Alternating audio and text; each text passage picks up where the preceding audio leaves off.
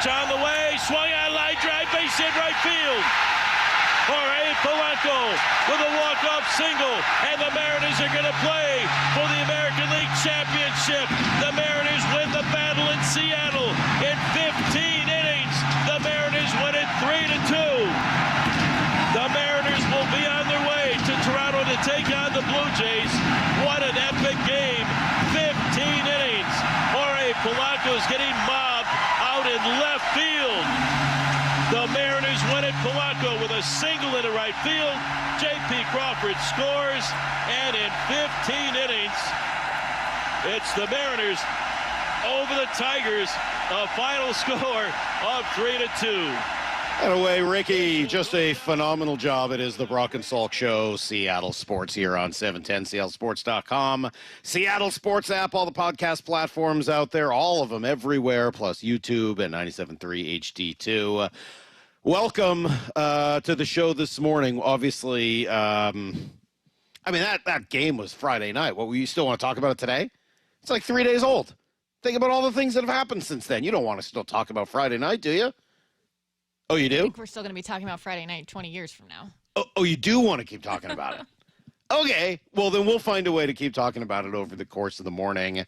Epic night, epic weekend, just epic all around for the city of Seattle. What a phenomenal time to be a resident of this great area. What a phenomenal time to be a Mariner fan. Seahawks doing what they could this weekend. Kraken win, Huskies win. I mean, just what a tremendous, tremendous sports weekend. And after, 16 and a half years of coming in here way too often on Monday mornings and saying, oh, that was dark, that was bad. Where does this compare in the list of lousy Seattle sports weekends? Not today. Not today. Maura, Lyle, eventually Brock, everybody else out there. We're going to hear from you guys, take some phone calls coming up at 6:30. Mike Macdonald, of course, going to be here at 9:30. I'm over at VMAC today. I love this text to start the show. Came in just right beforehand this morning from the 206. Another amazing weekend for Seattle sports. I wish I was Mike Salk so I could talk about Jorge Polanco and the Mariners for 4 hours this morning. Well, you know what? You don't need to be me to talk about Jorge Polanco and the Mariners for 4 hours this morning. You can do it. You can talk about Jorge and the rest of this Mariners team to anybody you want, including me and Maura and Lyle. Just give us a call. We'll start taking some phone calls here at 6:30. All right, I have so much on Friday night to get to. A lot of it we will do in the 7 o'clock hour and into the 8 o'clock hour. I'll give you a couple quick hits on Game 5 now. Then I want to spend a couple of minutes on what Bryce did yesterday, and then we'll kind of kick off the show from there. Quickly, because as I said, I'm going to do most of the Game 5 stuff, well, with you guys at 6:30, and then at 7 and 7:30. But that's an unbelievable sports environment. Maura and I watched a huge portion of that game together. I started off, I saw some people. I was in the station suite for a little bit. And then for most of the game, Maura and I sat in the auxiliary press box, which is really the old Hit It Here cafe. The windows were open. And it was great. Maura, it was a pleasure just sitting and watching baseball with you. That was a ton of fun. Just really enjoyed it. We had a nice time and just kind of hanging out and watching the game. And around the 9th, we kind of went our separate ways. Maura went downstairs because she wanted to go onto the field when the game ended, which in theory should have been just a few minutes later. It was not. And I was in the basement for a while. Lucky you. And I decided that I wanted to be outside for it so that I could really kind of feel what everybody else was feeling. So I stood on, I don't even know what you would call that. It's almost like the little bridge to the old Hit It Here cafe. So basically right by the right field foul pole. And it was awesome. It was cold. I mean, credit to everybody out there who kind of dealt with the weather. Not freezing cold, but there's a pretty good wind whipping through there. And it was incredible. It was loud. It was boisterous. It was a party. There was anxiety, but not even as much as I expected there to be. And just the crowd, I don't think I could say enough about it. I've been hard at times in the last 16 and a half years on Seattle crowds, specifically at Mariners games, I would pull an abrupt 180 from any negative comment I've ever made. I thought it was unbelievable. That was as good a crowd as I've ever seen at a Seattle sporting event. It was engaged from the first pitch, since before the first pitch, all the way through the very last moment. And I don't know. I had a tremendous confidence. Maura can tell you. I really did feel like the Mariners were going to win. I might have felt differently if they were in Detroit. I felt really good about them throughout the whole game. So what an incredible night. I thought it was going to happen like against Will Vest. I did think it was going to happen earlier. Yeah, I was surprised it took as long as it did. I really thought it was going to happen against Jack Flaherty, who was awaited in Valhalla, but it didn't. They had to wait it and wait it out and wait it out, and eventually Tommy Kahnle was the victim. But look, eventually you just had to wait for Humpy. Humpy got it done in the right before that inning. If you weren't there and you haven't seen all the social media hype around Humpy, after losing every race, Maura, he was totally defeated and generally wandering the wrong way at the end of half the races, those salmon races. As soon as Humpy came out, turned to the woman who was standing next to me, delightful person who works. She runs the Mariners archives. What a cool gig. So we were standing there together watching, and we both looked at each other like, oh, Humpy's going to win this thing. And sure enough, he did. The crowd goes crazy. It broke the spell. It just kind of opened it up for everyone. Stroke of genius. Because it was brilliant. Some tension needed to be lifted. They had already done the salmon race earlier that evening. Yes. And someone decided, we need to do this again. Yes. And Humpy just came through, Maura. Yeah. I'm hoping, I don't know whether we'll get it or not. I'm hoping for an exclusive interview with Humpy. So we'll see what happens. I can't promise anything. But I've put in requests for an exclusive Humpy interview later this morning, a key part of what we all saw. So anyway, maybe just Brock an incredible. Will help us. He's our guy for that kind of stuff. Who will?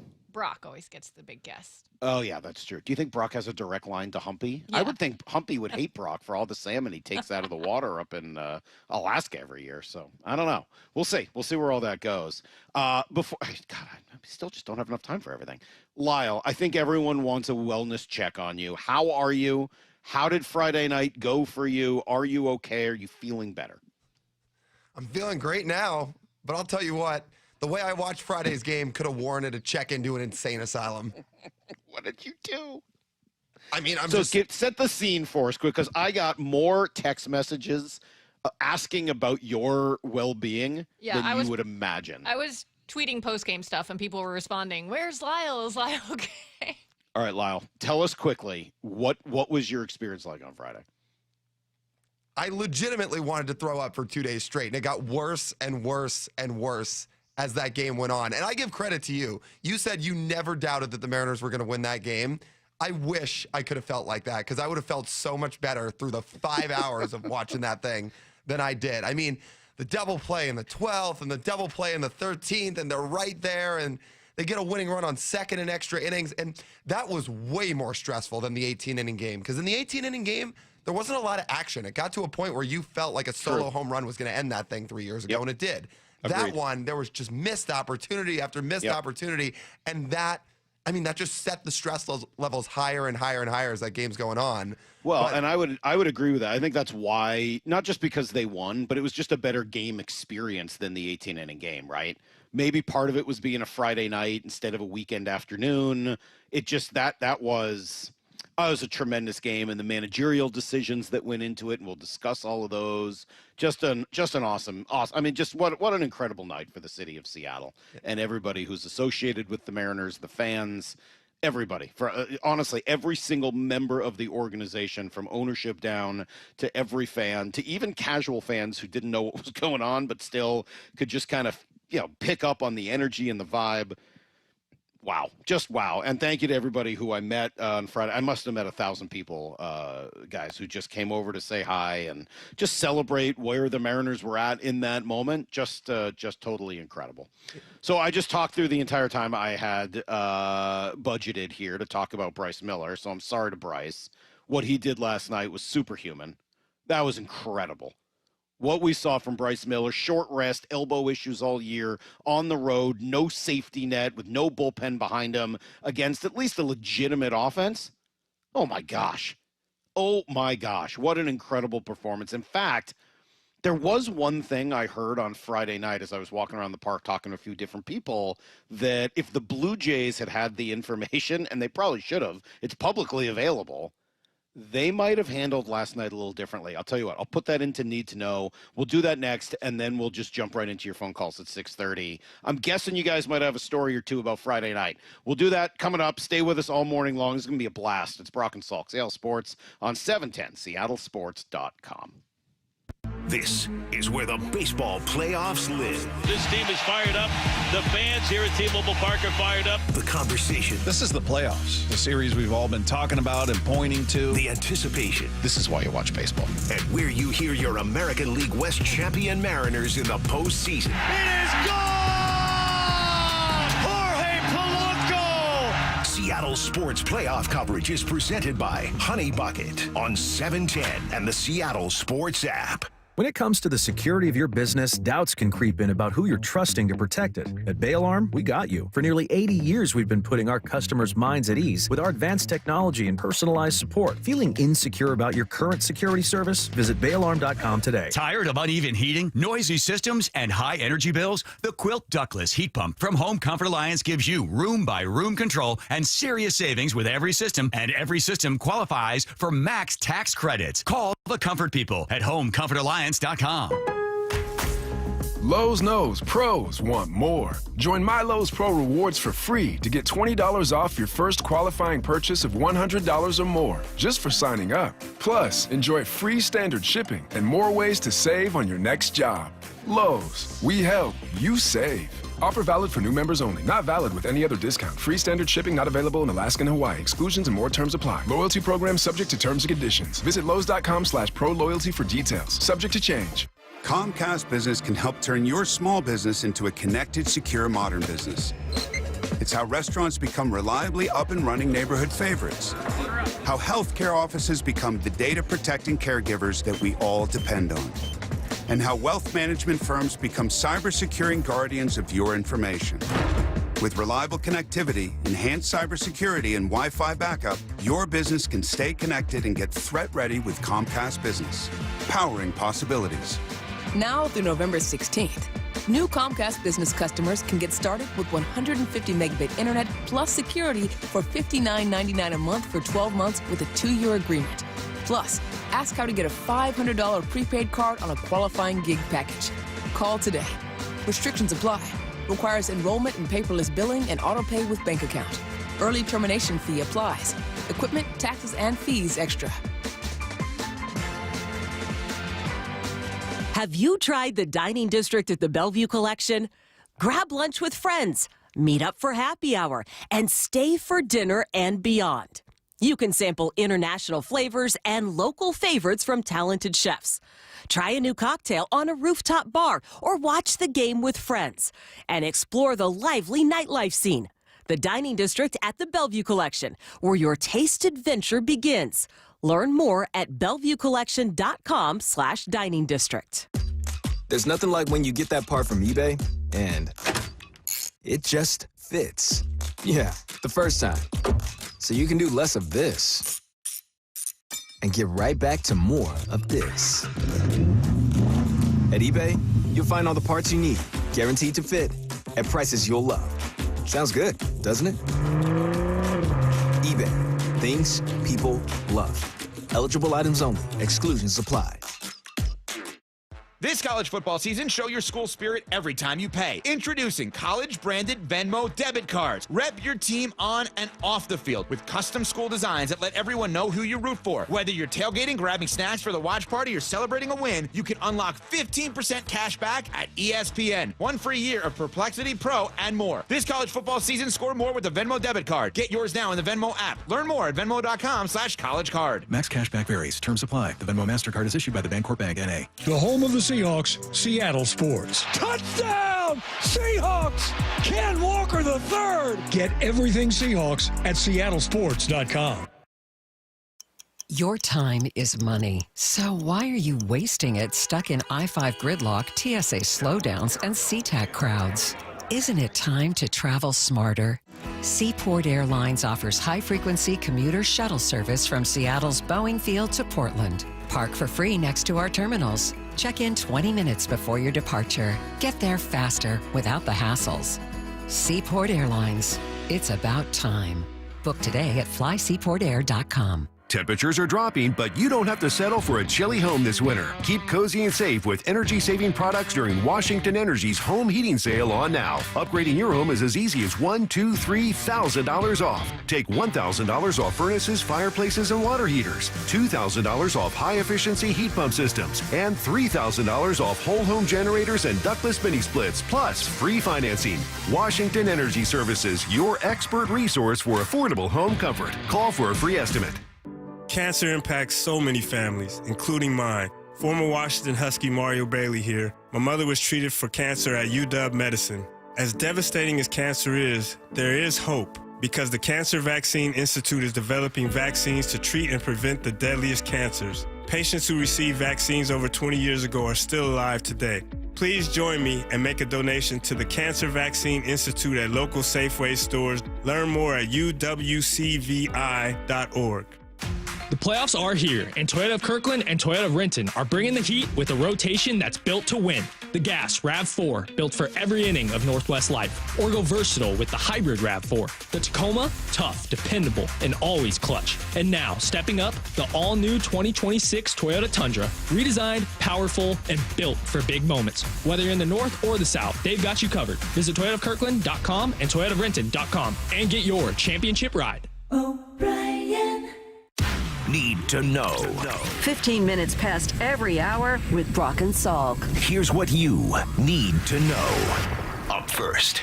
All right, the Mariners are not just playing in the ALCS for the first time in 24 years. They're leading the ALCS 1-0. Started off a little scary with George Springer hitting the first pitch he saw out of the park.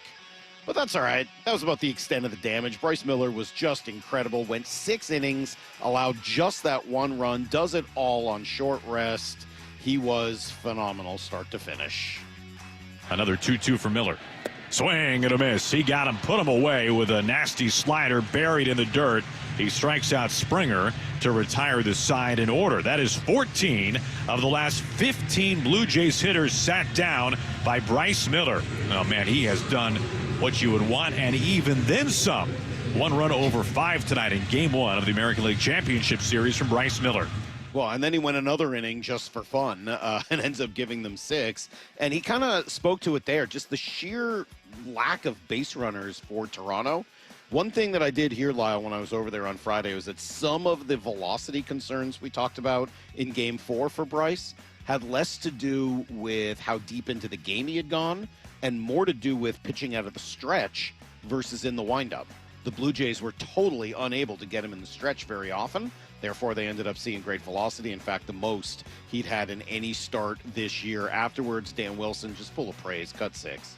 The job that Bryce Miller did tonight was phenomenal. Coming back on short rest, getting behind early there with the first pitch of the game, getting a little bit of traffic.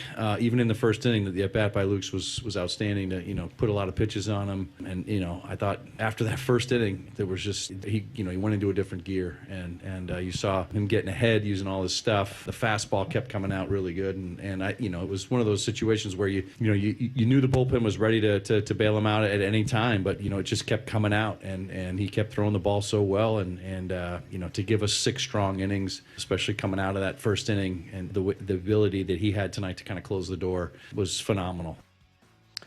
It sure was. As for the offense, just enough of it. Cal went yard, of course, to get it going in the 5th. And then, as it's been for the last few days, the Jorge Polanco show once again. 3 singles in the last 10 innings. He's driven in 3 of the last 4 runs the team has scored. Why?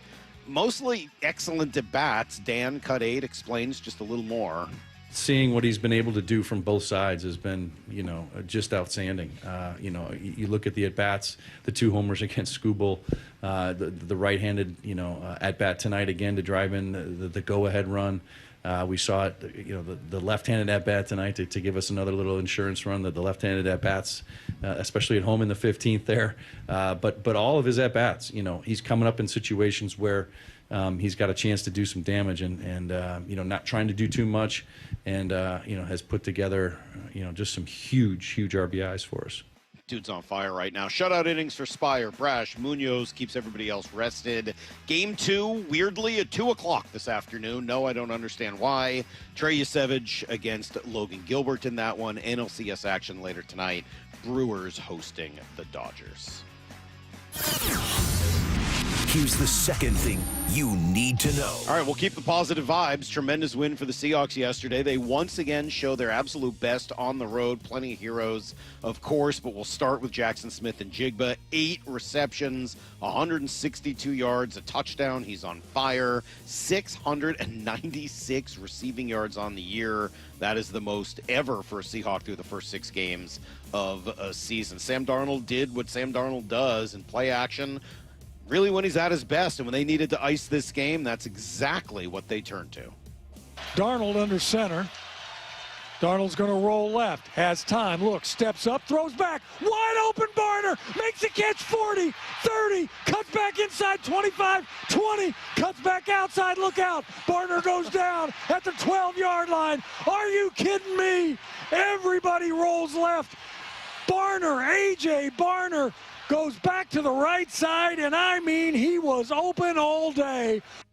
Yeah, he was wide open, and that really iced the game. The defense did their thing. 7 sacks, 7 tackles for loss, 17 quarterback hits. Brady Henderson confirming this morning that is a team record. Mike Macdonald really impressed with his guys. Cut 15. Had some guys down, missing Derek Hall, who's a great player. Hopefully he's back as soon as possible. But D-Law played a tremendous game. But he had 2 sacks. To be able to play the run the way we played the run, he's one of the guys leading the charge there. Just the mentality, too. I mean, the guy's just an absolute beast. That's about true, yeah. 4-2 now. They work their way back into a tie atop the division. Rams and Niners tied with them as well. San Francisco lost Fred Warner to go with Nick Bosa. Hard to see them hanging on. Seahawks will next play Monday night home battle with the Texans. Here's the third thing you need to know. All right, meanwhile, Kraken players came to the game on Friday night. I saw them there, and then they did something they've never done in franchise history. They started a season 2-0, that thanks to an overtime win over a very good Vegas team on Saturday night. Beniers scored early, and it was Jared McCann, about as late as you could be. Beniers cycles out, peels away from Hurdle. 7 seconds left. Beniers with a shot, fought off by Hill, and he scores! It's Jared McCann! Hey, winning a save! Point number 400! Jared McCann wins it in overtime! Yeah, pretty incredible. Under 4 seconds left in OT. McCann gets the win. Joey DeCourt's been great in both games. He's allowed just a single goal in each. They'll be in Montreal Tuesday. And the Huskies, of course, had a slow start at home against Rutgers Friday night, but they showed up from there. Jamal Williams throwing for 402, runs for 136 more, both career highs as they win 38-19, and a shot to get into the top 25 with a win at Michigan on Saturday. That is as much of what you need to know as I can give you. There's probably more, but just trying to squeeze every little thing into today. And because of it, everyone was so engaged this weekend, Maura, that I thought maybe let's not go around the weekend. Everybody knows what happened this weekend. Everybody was involved. Everybody was either there on Friday night or watching, except for Lyle's parents, who for some reason were at a show. Or I don't understand how Friday. Lyle, your parents didn't watch Friday night? They watched extra innings. They just had plans months in advance without knowing there was going to be a Game 5 back then. Wow. Not even really sure what to say. And then I hear they stuck around a bar rather than watching with you because they knew better. Smart on their part, yeah. probably in everyone's best interest. All right. Well, since we're not going to give you guys a trip around the weekend, we're going to open up the phones for you guys instead. 866-979-3776, the phone number, 866-979-3776. It'll be pretty close to open phones. Any story you want to tell from Friday night, anything that jumped out to you, a point you want to make about the managing, the players, a player, a moment, this weekend, Seattle sports, like you name it, jump in here. 866-979-3776. I'll open it up to you guys. This is a day for the fans for sure, especially after what the fans did on Friday night. It's next on Brock and Salk. This is where the baseball playoffs live. This team is fired up. The fans here at T-Mobile Park are fired up. The conversation. This is the playoffs, the series we've all been talking about and pointing to. The anticipation. This is why you watch baseball. And where you hear your American League West champion Mariners in the postseason. It is gone! Jorge Polanco! Seattle sports playoff coverage is presented by Honey Bucket on 710 and the Seattle Sports app. All right, I admit it. This was not a weekend where I was thinking much about retirement. It was a pretty darn good weekend here in the city of Seattle. But, you know, look, I'm getting older. Kids are going to be going off to college before you know it. And then I'm going to start thinking about how I'd like to, you know, live out my years in retirement without waking up so early every morning. Well, that's why you need help. I do anyway. I don't know how to handle that by myself. It's why I got in touch with Trajan Wealth. And you can as well. 206-466-3300 is the phone number. Here's an example. Did you know leaving an old 401k with a previous employer could create a higher investment cost? If you've got an old 401k, maybe you're not sure what to do with it, call Trajan Wealth. They can help you optimize those funds and get the money working for you. Again, Trajan Wealth's core values include low expenses, manager tenure, and tax efficiency as well. Just a couple key qualities that differentiate a Trajan Wealth portfolio from that of their competitor. So give them a call today. You can schedule a complimentary introductory meeting just to learn a little more. 206-466-3300. Again, that's 206-466-3300, or go to TrajanWealth.com. Advisory services offered through Trajan Wealth LLC, an SEC-registered investment advisor, paid advertisement. So my mother is thinking of switching from Verizon to Pure Talk, but she's worried the deal sounds too good to be true. Michael, she said, how can those Pure Talk people offer me the same basic service as Verizon for so much less money? I said, Ma, go ask Google how much Verizon spends on advertising and promotions. A few seconds later, my mother said, oh my goodness, $12 billion a year? That must be a typo. I'll tell you what I told my mom. It's not a typo. Verizon spends $12 billion a year on advertising and promotions, and their customers are paying for it. Well, Pure Talk doesn't spend that kind of money on commercials. Trust me, I would know. That's why they can offer you and my mother unlimited talk, text, and plenty of data on a crazy fast 5G network for just $25 a month. And if you're a business owner, you could really save a fortune. Dial pound 250, say the words Mike Rowe, and you'll get an additional 50% off your first month. That's pound 250 Mike Rowe. Pure Talk. Everything you need and nothing you don't. Coach Saban here, and let me tell you, every second matters. Preparation is everything, and that's why I trust Kidde Smoke Alarms. And as North America's #1 home fire safety brand, they're built to respond over 25% faster to smoke detection. Kidde helps protect what matters the most. Find it at the Home Depot. How doers get more done. #1 claim based on total household installations as of December 2023. 29% faster average smoke detection based on internal testing of smoldering wood fires for Kidde 9th edition versus leading competitor 8th edition products. The post-crib assembly press conference, brought to you by Progressive. Michael, you had some trouble putting the crib together today. What went wrong? You know, those instructions can be tough, and, well, you saw the outcome. Were you upset when your wife pulled you and called in the backup? No, I mean, the baby needs a crib to sleep in, so whatever it takes. You've got a changing table to put together next. It's got a lot of drawers. What's your comment? You know what? We're done here. Like it or not, sometimes you need a backup. That's why there's Progressive to protect your home and auto. Progressive Casualty Insurance Company affiliates and other insurers. Not available in all states or situations. Seattle Sports has your chance to win 4 tickets to the Seahawks Monday Night Football game, October 20th. Head to the Seattle Sports app, click the Win tab in the bottom right corner, and enter to win. You can enter once per day, so the more times you enter through the Seattle Sports app, the better your odds. Do it every day, October 7th through October 13th. Details and rules at seattlesports.com/win.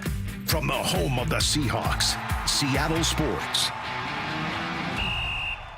Your home for baseball's postseason and your American League West champion Mariners, Seattle Sports. The stock market's on fire. AI stocks are performing at all-time levels. We hope you, like many of our investors, have taken advantage of it. A famous man once said, buy low, sell high.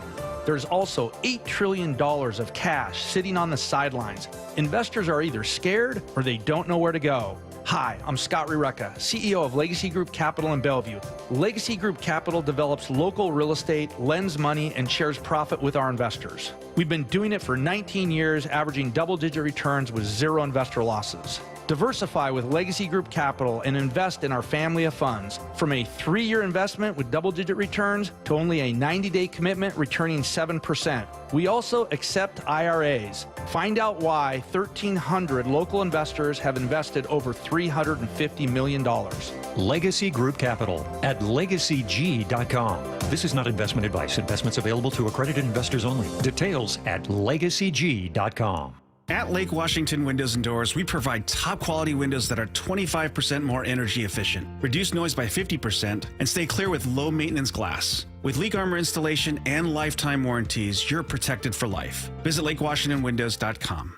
Lake Washington Windows was voted best in the Northwest. Celebrate by saving 25% off new leak armor installed windows through October. Plus enjoy 0 down, 0 payments, 0 interest until 2026. Visit LakeWashingtonWindows.com, a name you can trust. The playoffs are here, and Toyota of Kirkland and Toyota of Renton are bringing the heat with a rotation that's built to win. The Gas RAV4, built for every inning of Northwest life. Or go versatile with the hybrid RAV4. The Tacoma, tough, dependable, and always clutch. And now, stepping up, the all-new 2026 Toyota Tundra. Redesigned, powerful, and built for big moments. Whether you're in the north or the south, they've got you covered. Visit ToyotaofKirkland.com and ToyotaofRenton.com and get your championship ride. O'Brien. Brock and Salk's Rewind is presented by Toyota of Kirkland and Toyota of Renton. From the Quantum Fiber Studio. This is Brock and Salk. Weekdays 6 to 10. On Seattle Sports and 97.3 FM HD2. All right, 866-979-3776 phone number here this morning. Yeah, a little rarity. We're going to open up the phones at 6:30 right now. Not something we always do, especially on a Monday morning, but lots of good reasons to do so. And just kind of looking at the phones, and it looks like a lot of folks who are not on West Coast time looking to jump in, people who either watch on YouTube or listen via the stream at seattlesports.com or on the Seattle Sports app. Appreciate all of you. And then I'm sure some local folks as well. Just we'll try to take as many of these as we can, whether it's a story from Friday night, a feeling you have, a comment you want to make about the team and where they're at, something that's worrying you. I will say, you guys remember back on Friday at 9:30, we took calls. Do you remember how kind of negative and worried and terrified a lot of those callers were?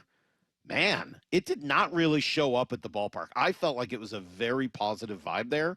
But, yeah, I'm going to guess these calls go a little differently as the Mariners have won 2 games since we did that. Let's get it going. 866-979-3776. We'll start on line 1. Rick is in Arkansas. Oh, no, that's Arkansas. It's next. He's up. What's up, Rick? What's going on? Hey, this is a great weekend for Seattle sports. The sun's already up out here, so the trouts stopped biting. So I figured I'd call and congratulate everyone. Bryce Miller was awesome. They really needed the arm for the game. I was pretty certain that the Seahawks would squeak one out, but I didn't think the defense would look that good with all those backup DBs. So, yeah, everything's wonderful in Seattle. Well, it sounds like it's a pretty nice morning in Arkansas as well. Thank you, Rick, for the phone call. Yeah, I mean, just to focus on where he started the conversation with Bryce Miller, look, a lot of this conversation I think will be about Friday night, and Bryce is one of the few guys who didn't get into that game. By the way, he volunteered to be in that game.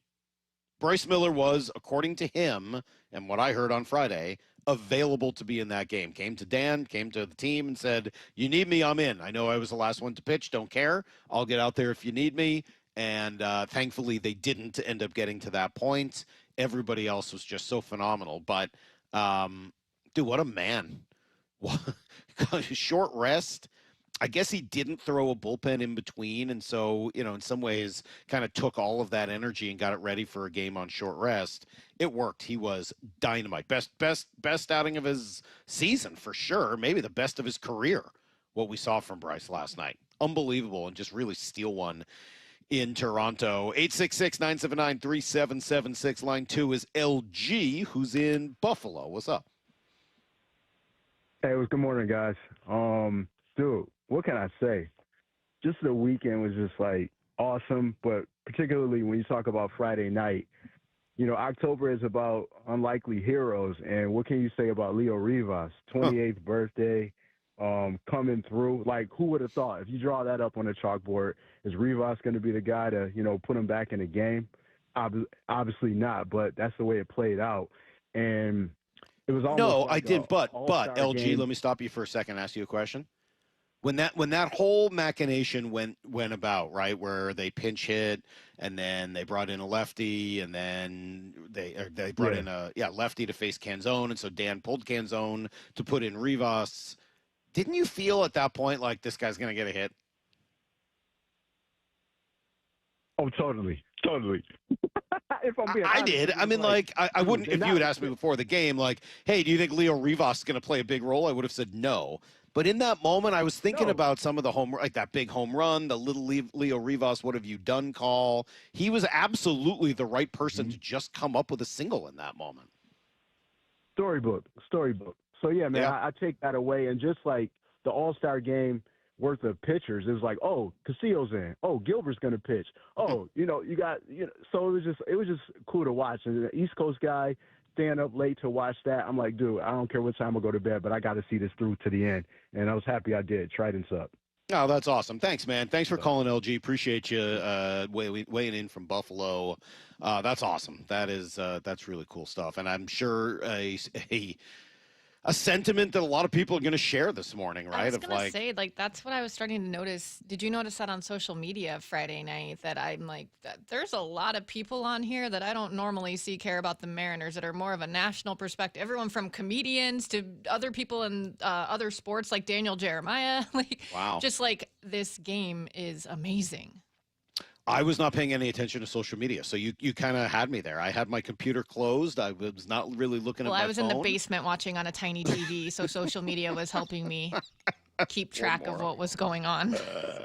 Was it worth it? How was being out on the field after? It was worth it. I mean, I felt like when I first walked out there, I got an adrenaline rush. Like, I was shaking a little. It was pretty cool to just get out there and see those guys celebrating, but then, you know, I got some footage to post to social media. I saw Trevor, who does video for us, and was kind of asking if I could help with anything. And then I quickly just felt like there was so many camera interviews going on that I was just in everybody's shot, and I needed to get out of there. And coincidentally, someone sent me a picture of me walking behind Cal's shot on MLB Network, so I accidentally did that. So you're probably the most famous person to be behind a shot of Cal Raleigh this weekend. Oh, maybe not. Maybe the person in Toronto. Okay.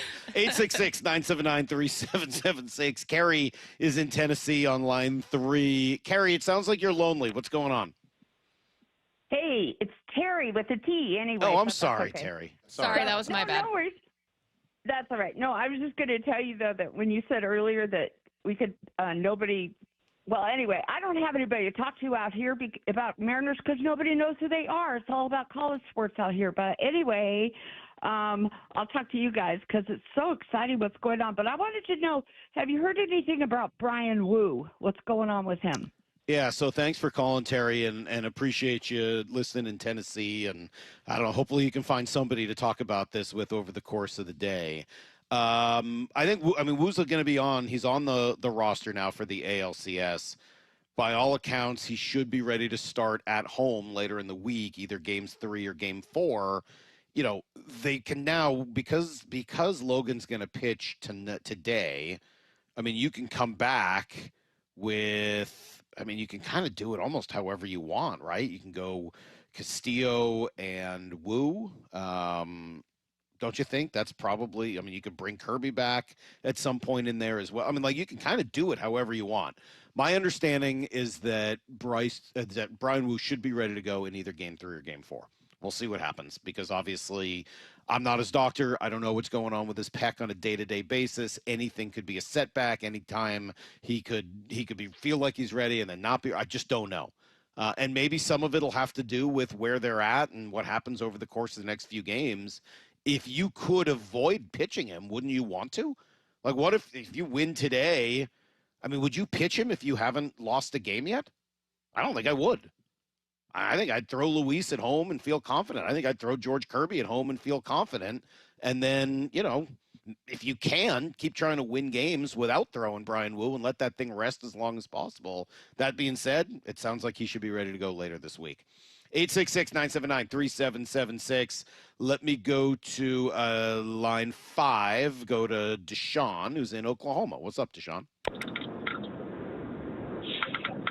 Hey, just want to say I'm a long-time listener, first-time caller, and it's so exciting to see what's happening with the Mariners. Born and raised in Washington, and been a Sonics Mariners Seahawks fan all my life, and I wish my dad was currently alive. He died last month. To sit down and be able to chat with him about that 15-inning game there in Seattle. What? All right. So, if first of all, I'm really sorry to hear that. My condolences to you, Deshaun. Sorry about that. If what would your dad have loved about that game? I honestly believe he would have loved the way the game played out and how the players never gave up. It's so easy to give up when you're going and playing that hard and for that long. But the heart that they showed by continuing to play that game and to squeak it out was amazing. It was awesome. Well, he's not the only one who would have said that. Really appreciate the phone call. And again, I'm sorry and just my condolences. That's really, really tough to hear. He's not the only one saying that. Dan Wilson here. Let me play you cut 21. He very much brought that up, and Dan was pretty emotional after the game in talking through everything that he got from his team. It does. It takes everybody in a game like this. And, we had a lot of opportunities in the extra innings and just weren't able to get over the hump. But, huge contributions, whether it was a hit by pitch, a walk, getting on base, doing something special to put the pressure on there. And Polo with just a huge at-bat there to get, the game winner. Again, you can't say enough about the effort these guys put in the fight. We talk about the fight, and we've talked about the fight all year long. To go 15 innings tonight, 15 rounds, so to speak, and to come out on top, that sure feels good. Yeah, it's a really good point. I mean, that's a team that they could have gotten down, and that's really been their hallmark all year long, right? All the various times it looked like the season was about to skid off the rails, all the various times they had heartbreak losses, and that's not unusual, even for a good baseball team. But they always found a way to bounce back, and that game was probably a pretty good microcosm of everything else that's happened this season. 866-979-3776. Vince is in Kent. What's up, Vince, on line 6? Good morning. Hey, good morning, Mike. Good morning, Mike. Thank you so much for taking my call. I got to say, watching Friday night's game and not knowing what the duration of it was going to be in comparison to 9 innings, they go 15, and to see the arsenal, literally and metaphorically, the arsenal on display of what Dan Wilson had at his disposal to keep that game close, to not let them score again, and then to finish it off. I mean, that was absolutely spectacular.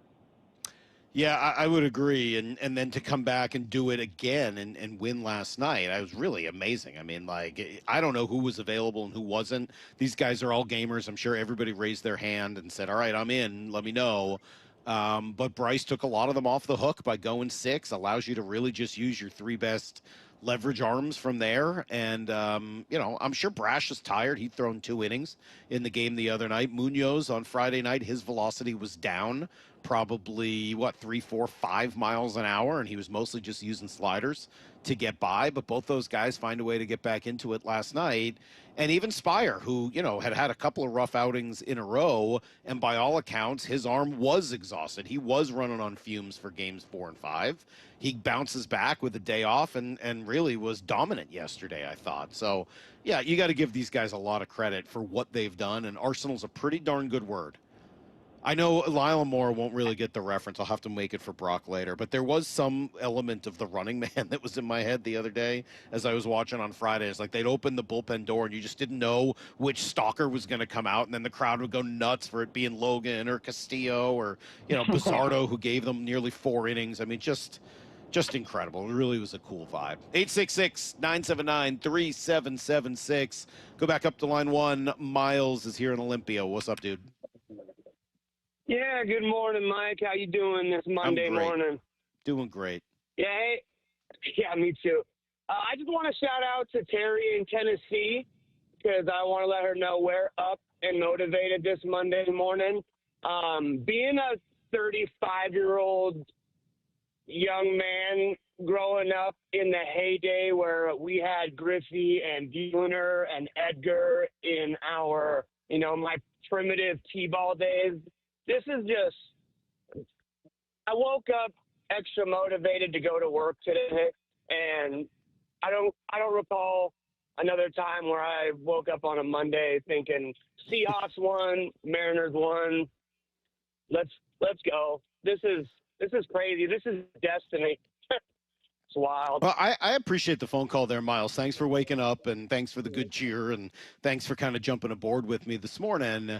It is, how many times have we heard some of those names of, the Mariner greats from the 90s and the early 2000s, and you hear about them often, and we get to talk to them, and a couple of them are playing a big role. But I will say, I do think we're coming up on a point where we'll be talking about the guys on this team as being the greatest Mariners of them, not necessarily individually, but what this team accomplishes together. I said it at the trade deadline, and not everybody was willing to listen to it that day, understandably. But by the numbers, best lineup the Mariners have ever had. Best lineup the Mariners have ever had by the numbers. And I think you're seeing that play its way out. No, they're not scoring 8 runs a game in the postseason. Nobody does. But the amount of pressure they put on the opposing pitchers is palpable, and it affects the game, and it leads to a lot of these wins. And then you combine the pitching staff, which has finally come back around to where it's supposed to be. And, oh, by the way, they still haven't thrown the guy who's been their best pitcher all year. Pretty impressive. 866-979-3776. Let me go to line 3. Let's talk to Emily, who's in Kingston. Hey, Mark. Good morning, Mike. It's good to. Thanks for taking my call. Hey, I went to games 1, 2, and 5 in Seattle. Nice. Went by myself, and I just got to say, showing up solo, I met so many new friends, strangers that became lifetime friends now, and the energy there that was just absolutely electric. Those MasterCard commercials where they're like, this bill costs $100, this bill costs $100, this bill costs $100. It felt like that this weekend, but everything was totally priceless in the end. And I think we're not talking enough about Humpy, man. He really lit the stadium on fire. So let's go Mariners. Also, I went to the Kraken game on Saturday. Humpy was there as well. So I heard really that. think that I heard Humpy was hanging out with Bowie together. It was an awesome experience, and I truly believe we need a statue of him in Seattle now. Oh, whoa, a Humpy statue. My gosh. I mean, we already have a lot of statues. I don't know if we can afford a Humpy statue, but I appreciate the call. Okay, so as I said, we're going to spend a little bit more time on the crowd and the fans and the energy and everything else from Friday night at 7:30 and into 8 o'clock. But you're absolutely right. I mean, the priceless element of being at a game like that is something that those 47,000 people will never forget. It's a story you'll have, for the rest of your life, to have been there, to have waited it out, to have sat through each of the levels of frustration as Lyle was pacing around at his house, and eventually be rewarded with that I mean, look, that's what baseball is. There is nothing else like it. It's why it's my favorite sport and why it has been since I was a kid. Hockey comes the closest, but I'm not going to talk about that today. Baseball has that element of frustration and length of time and building anxiety. It's like a pressure cooker. And at the end of the whole thing, when you get that big hit and you get the explosion of all of that pent-up energy, all of that pent-up frustration, all of that pent-up anxiety that all comes pouring out in one specific moment. Baseball builds, and then it explodes. And to me, it's one of the things that makes the sport great. And obviously, the Polanco, hit in that moment is the perfect example. Let's play it again, just for fun. Lyle, you got the Polanco hit. Let's pull it up. What number is that? Cut. Give me cut. Where is he? Where are you, Polanco? Cut 18. We got to hear it again. Give me some more, Jorge. Here we go, the stretch. Canely has got to throw a strike. The 3-2 pitch on the way. Swung out, line drive, base hit, right field. Jorge Polanco with a walk-off single, and the Mariners are going to play for the American League Championship. The Mariners win the battle in Seattle in 15 innings. The Mariners win it 3-2. They sure did. Just incredible. Just a moment of that excitement, that energy, all exploding. And I did have a video of it. I put it up. I think over 400,000 people have watched that video, Maura, which is pretty crazy. And I think all I was trying to capture there was just the almost like the wave element in the fans, not the wave where it goes around in circles, but just the waves of energy just exploding off of the people. Just incredible. 661, as impressive as Miller was yesterday, the most impressive outing was Bizzardo. He was filthy and just kept hitting the corners and leaving Tiger batters baffled.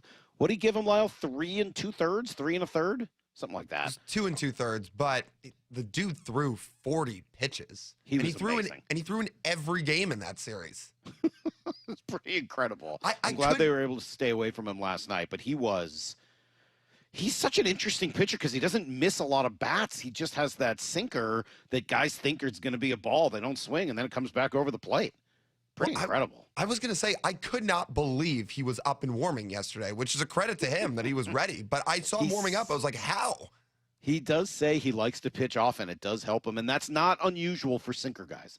Sinker ball guys, I remember this was always the case with Derek Lowe and plenty of others. They like to pitch often, and sometimes the soggy arm can actually give them a little bit more sink on the baseball. 720 in Colorado, wondering who Humpy is. All right, we'll explain more at 7:30.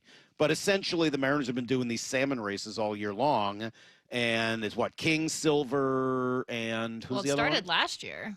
So yeah, that's true. Humpy hasn't won for like 2 years. Oh my gosh, poor guy. King, Silver, and who's the other one? Sockeye, yeah. And, poor Humpy's, always, fluttering around the wrong way, and it looks like he's going to win, and then he doesn't. But on the second salmon race, right before the 15th inning, right before the bottom of the 15th, Humpy got it done. He got it done. He finally came up with a win. The crowd was maybe not as excited as the walk-off, of course, but there was a pretty big crowd reaction for Humpy's I'm not win. willing to say that, Maura. I am not willing to back you up on that. It may very well have been a bigger moment than the walk-off that took place just a few minutes later. All right. I could take phone calls all morning. Thank you to everybody who called in. I'm sorry we can't get to everybody. Really appreciate all of the phone calls, and it's just a cool moment, a cool moment in time for all of us here in Seattle. I want to make sure we got time for everything today. Brock is going to be in next. Want to get his opinion and his thoughts and his story. What a night. What a weekend. What a day to be on in Seattle. What a cool gig I've got. Thank you. I really, really enjoy my life. And this is the reason why, man. It's nice to be on with all you guys this morning. We'll be right back. Brock will be in next. A full day. It's a Reaction Monday, which, of course, is powered by the Snoqualmie Casino and Hotel. You're listening to Brock and Salk on Seattle Sports on 710. Be the first to hear from Seahawks head coach Mike Macdonald the morning after every game on the Mike Macdonald Show. Good morning, Coach. How are you? This thing on? On and ready for you. The morning after every Seahawks game at 9:30 with Brock and Salk. Being in front of the 12s is going to be a lot of fun. Trying to bring everybody together so we can push in the same direction. Get the podcast on the Seattle Sports app and seattlesports.com. It's the Mike Macdonald Show, only on Seattle Sports, the home of the Seahawks. If you love to travel, Capital One has a rewards credit card that's perfect for you. With the Capital One Venture X card, you earn unlimited double miles on everything you buy. Plus, you get premium benefits at a collection of luxury hotels when you book on Capital One Travel. And with Venture X, you get access to over 1,000 airport lounges worldwide. Open up a world of travel possibilities with the Capital One Venture X card. What's in your wallet? Terms apply. Lounge access is subject to change. See CapitalOne.com for details. Progressive's Teen Driver discount could lower the cost of insurance for your teenager and save you some money. And then you can still spend money on them. Because just when you think you have a grasp on spending, new sneakers. And then it's money for a school field trip. And of course, spending money. Oh yeah, and a new phone to replace the one they dropped in the toilet. Oh, don't remind me. So just get Progressive's Teen Driver discount. And then you can continue to spend money on them. Endlessly. Progressive Casualty Insurance Company and affiliates. Discount not available in all states and subject to terms and conditions. Hey, it's Bob Stelton here, and let me tell you about one of the best decisions I've ever made in my life. That's when I went to K2 Vision for RLE. That's Refractive Lens Exchange. Now, Dr. Kopstein started K2 Vision with Dr. King from King LASIK, the most experienced LASIK surgeon in the Northwest. King LASIK plus K2 Vision equals freedom vision for every stage of life. No glasses, no contacts, readers, or cataracts. Now, if you're somebody that struggles with distance vision and now you always need a pair of reading glasses, K2 Vision RLE could be your perfect permanent solution to spending your good active years not needing reading glasses. And here's the cherry on top: you never develop a cataract. Now, if you're somebody like me that had a pair of readers in every room of the home, in your car, you had to bring them into the restaurant with you. Otherwise, like me, you couldn't read the menu. That has all been rectified thanks to RLE. So whether it's LASIK, EVO ICL, or RLE, trust the most experienced team of doctors to recommend what's best for you. Schedule your free Zoom consultation today at K2VisionRLE.com. That's K2VisionRLE.com. Do you need a new roof? Then visit 3treeroofing.com to get $500 off your roofing project by scheduling a free estimate. 3Tree Roofing's certified team builds a custom plan for your home using top-tier materials with industry-leading warranties. All of their install crews are factory certified to ensure that your roof can handle any weather Seattle can throw our way. Don't wait until leaks turn into expensive damage this rainy season. Visit 3treeroofing.com to schedule your free estimate today and secure your $500 discount. 3Tree Roofing, your Puget Sound roofing experts. Matt Coker here with West Coast Men's Health. In the past 5 years, we've seen thousands of men at our clinics. Most guys tell us the same story, that in their early 50s, it's not that they couldn't function, they just needed help. They started taking Viagra, and it worked great at first. But after a few years, it stopped working. The problem is that their arteries had become more restricted since they started taking it, because Viagra does not unclog arteries. Here at West Coast Men's Health, we use acoustic wave therapy to target the real problem. We break down plaque and clear up the arteries so blood can flow like it did in your 20s. This restores function. And guys, listen to this. You won't have to take a pill anymore. So if this sounds like you, give West Coast Men's Health a call today and see how we can help. With clinics in Redmond and Tacoma, call 206-519-6541. That's 206-519-6541. 206-519-6541. Online at westcoastmenshealth.com. After 35 years in the window industry, I know choosing the right team for your window or door project is a big decision. Adrian here, owner of Lake Washington Windows and Doors. Treating your home with care while offering top quality products is important to me. Our windows are 25% more energy efficient than Energy Star standards, reduce noise by up to 50%, and feature low maintenance, clean glass technology. Combined with our leading leak armor installation and lifetime warranty, you get protection for life. Visit LakeWashingtonWindows.com, a name you can trust. There's nothing like when you get that part from eBay and it just fits. Yeah, the first time. So you can do less of this and get right back to more of this. At eBay, you'll find all the parts you need, guaranteed to fit, at prices you'll love. Sounds good, doesn't it? eBay. Things people love. Eligible items only. Exclusions apply. This college football season, show your school spirit every time you pay. Introducing college-branded Venmo debit cards. Rep your team on and off the field with custom school designs that let everyone know who you root for. Whether you're tailgating, grabbing snacks for the watch party, or celebrating a win, you can unlock 15% cash back at ESPN. 1 free year of Perplexity Pro and more. This college football season, score more with the Venmo debit card. Get yours now in the Venmo app. Learn more at venmo.com/collegecard. Max cashback varies. Terms apply. The Venmo MasterCard is issued by the Bancorp Bank, N.A. Baseball's postseason is here. Seattle Sports Playoff coverage is presented by Honey Bucket, 710 KIRO AM Seattle and KIRO FM HD2 Tacoma. This hour of the Brock and Salk Show is powered by Star Rentals, preferred supplier to the West's best contractors. Get me a freaking auto! From the Quantum Fiber Studio, this is Brock and Salk on Seattle Sports. Brock Ewert is my hero. Jay Buhner just punched me in the kidney. We're going to see you on minute. Doesn't really work that way, Sherm. This is a show that has my name on it. It kind of does, though. Now, here are your hosts, Brock Ewert and Mike Salk. Oh, yes. Hello. Good morning. It is the Brock and Salk Show. Seattle Sports on 710. And Brock's here now as well. Brock, I've been talking to the people for the last hour. I've been just reliving what has to have been the greatest Seattle sports weekend, if not of all time, certainly of our time together, that's for sure. Oh, as a collective, I don't think there's any debate about it. Obviously, a Super Bowl Sunday, you beat the Broncos, you do all of that. That's just a totally different euphoria. But collectively, yeah, and not surprised, Salk. After we traded places Friday, what do? You connect with the people, you connect with the fans, you scream, you yell, you play your music, and you put my hat on. And yes. And heck, throw the Kraken in there with their 2-0 start. Throw the Sounders in there with a win. Throw a Friday night, just an electric performance. One of the greatest individual performances ever from a Husky quarterback. Over 500 total yards himself, right? Throwing 2 Mariners wins, throwing a Seahawk win, throwing the Cougs as 32-point underdogs, going down and almost beating Ole Miss and losing by a field goal. Just collectively, yeah, bro, there's never been something like that.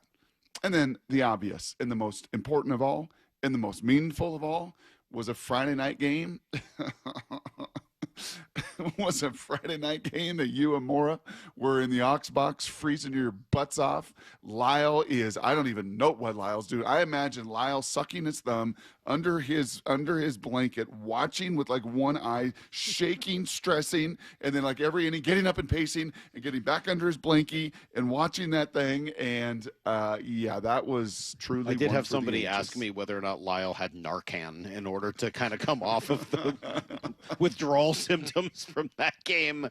And I did get to hear his story earlier. He was not fun to be with, and thankfully was by himself in his house for most of that night. It was great, man. We'll talk about it really throughout the morning. It's funny, only a game like that could ensure that a Game 1 ALCS victory like yesterday would get short shrift.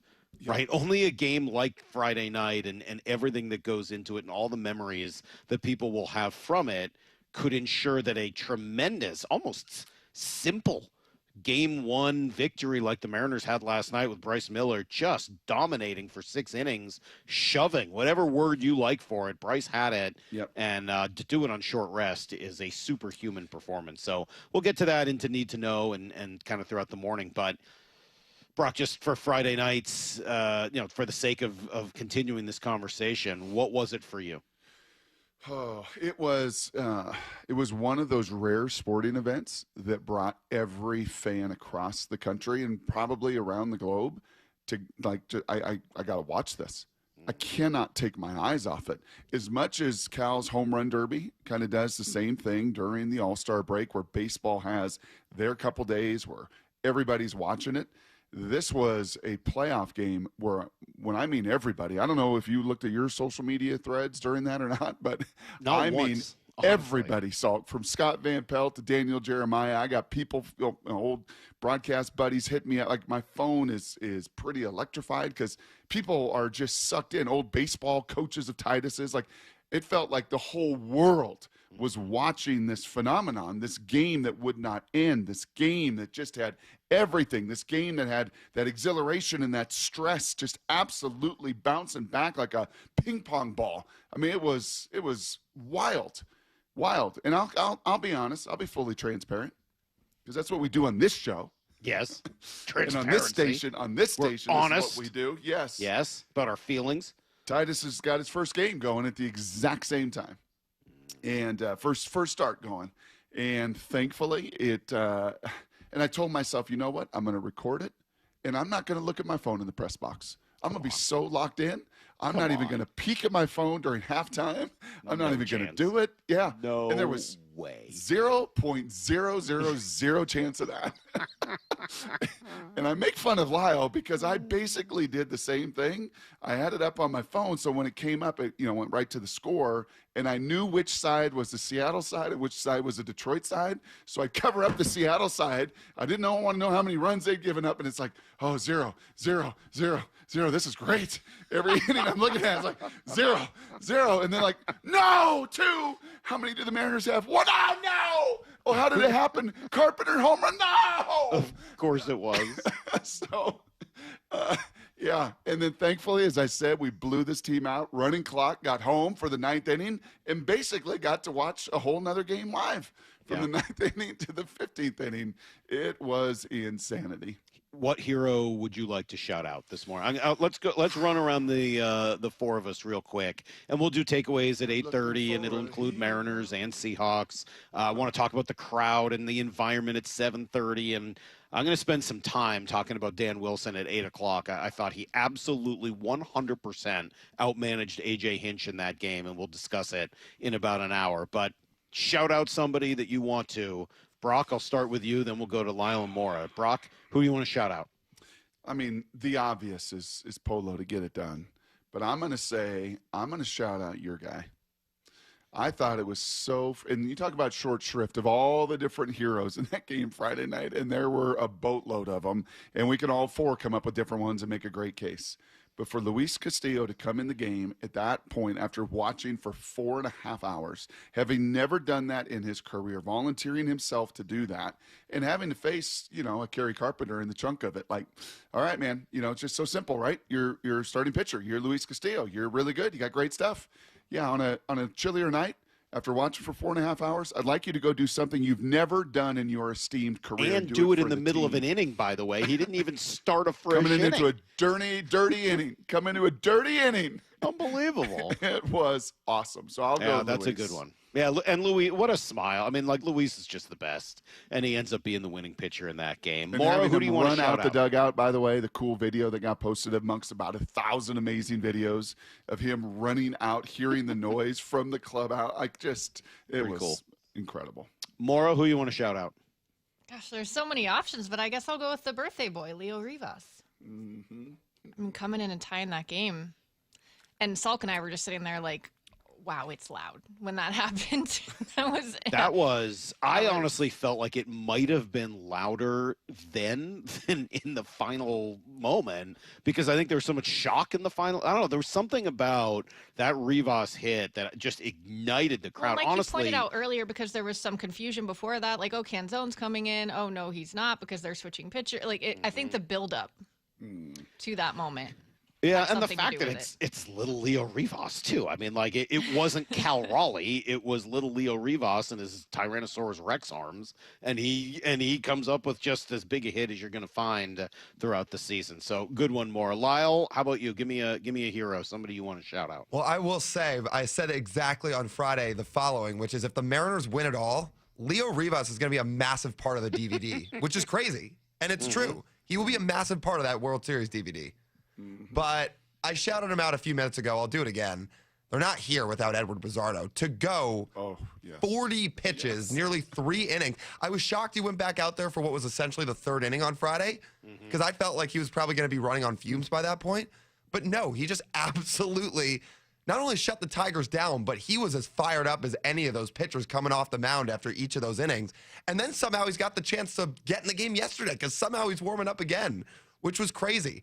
But for the tough outing he had in Game 4 to come back and do what he did in Game 5 and just be absolutely dominant at that length, they're not here without him. Yep.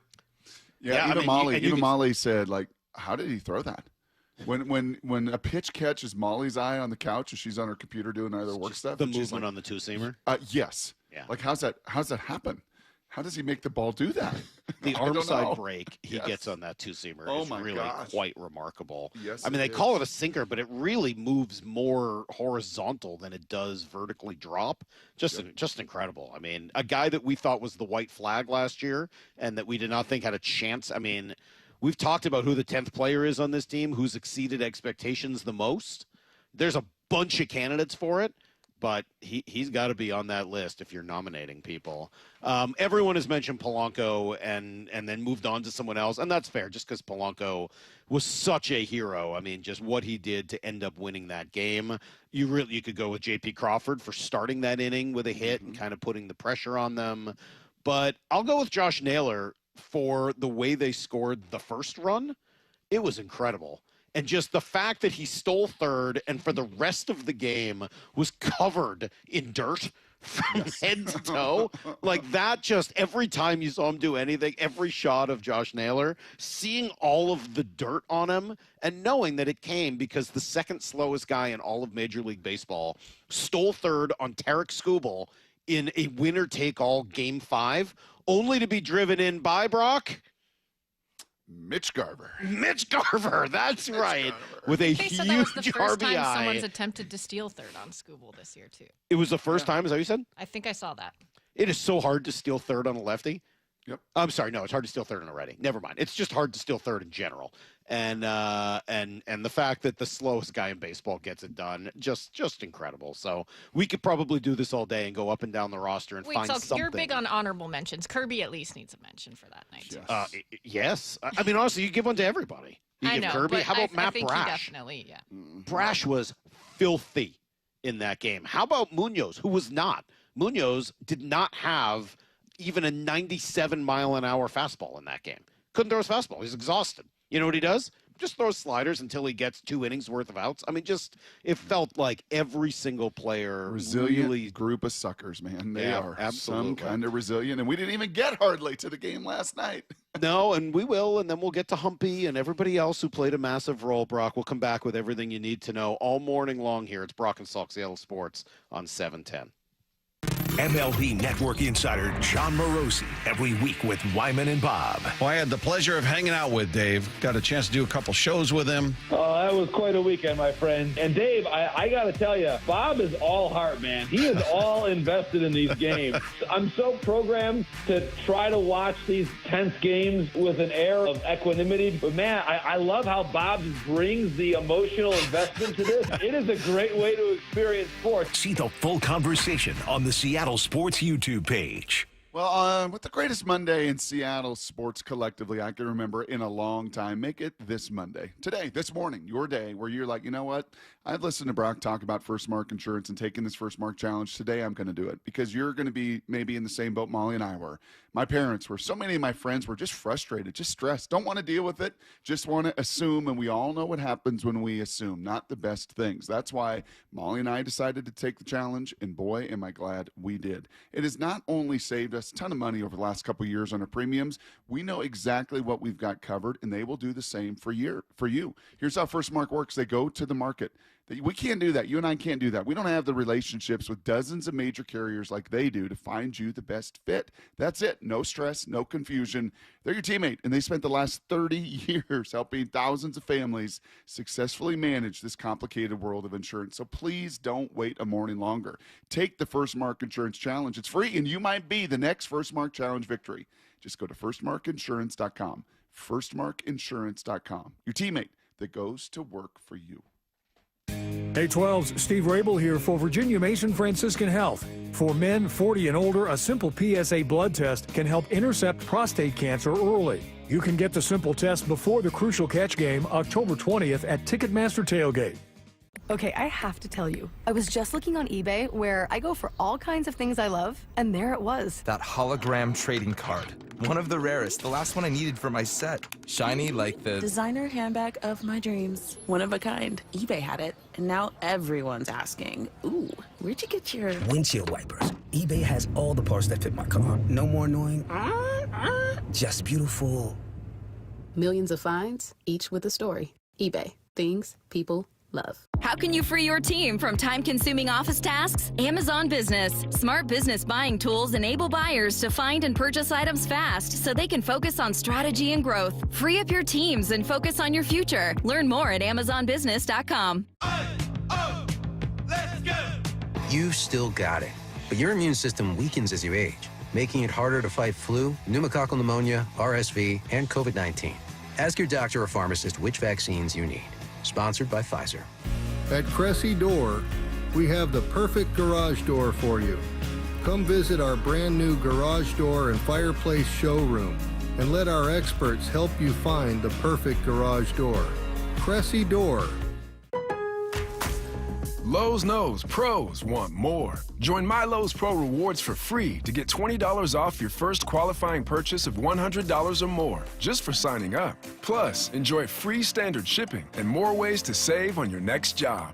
Lowe's, we help, you save.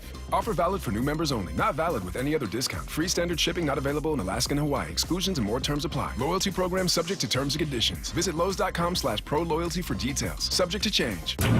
At Bible Law Group, we understand when you've got legal problems so biblical, not even an Etsy witch can turn your court case around. With James Bible and his team by your side, don't panic when your ark is lost in divorce or when a whale swallows your defense attorney.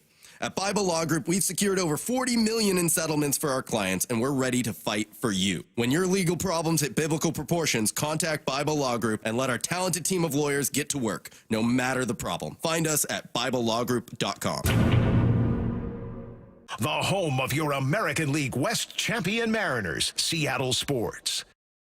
The stock market's on fire. AI stocks are performing at all-time levels. We hope you, like many of our investors, have taken advantage of it. A famous man once said, buy low, sell high. There's also $8 trillion of cash sitting on the sidelines. Investors are either scared or they don't know where to go. Hi, I'm Scott Rierecka, CEO of Legacy Group Capital in Bellevue. Legacy Group Capital develops local real estate, lends money, and shares profit with our investors. We've been doing it for 19 years, averaging double-digit returns with zero investor losses. Diversify with Legacy Group Capital and invest in our family of funds. From a 3-year investment with double-digit returns to only a 90-day commitment returning 7%. We also accept IRAs. Find out why 1,300 local investors have invested over $350 million. Legacy Group Capital at LegacyG.com. This is not investment advice. Investments available to accredited investors only. Details at LegacyG.com.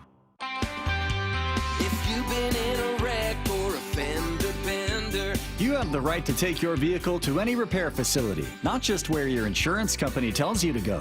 Accurate Auto Body has been family owned and operated since 1994, and they work for you, not your insurance company. With over 25 years of auto repair work, they'll exceed your expectations. We meet by accident, fixing every last bit. Accurate Auto Body. At Accurate Auto Body, all their work is performed by certified technicians, only using OEM parts to guarantee the safety of you and your family.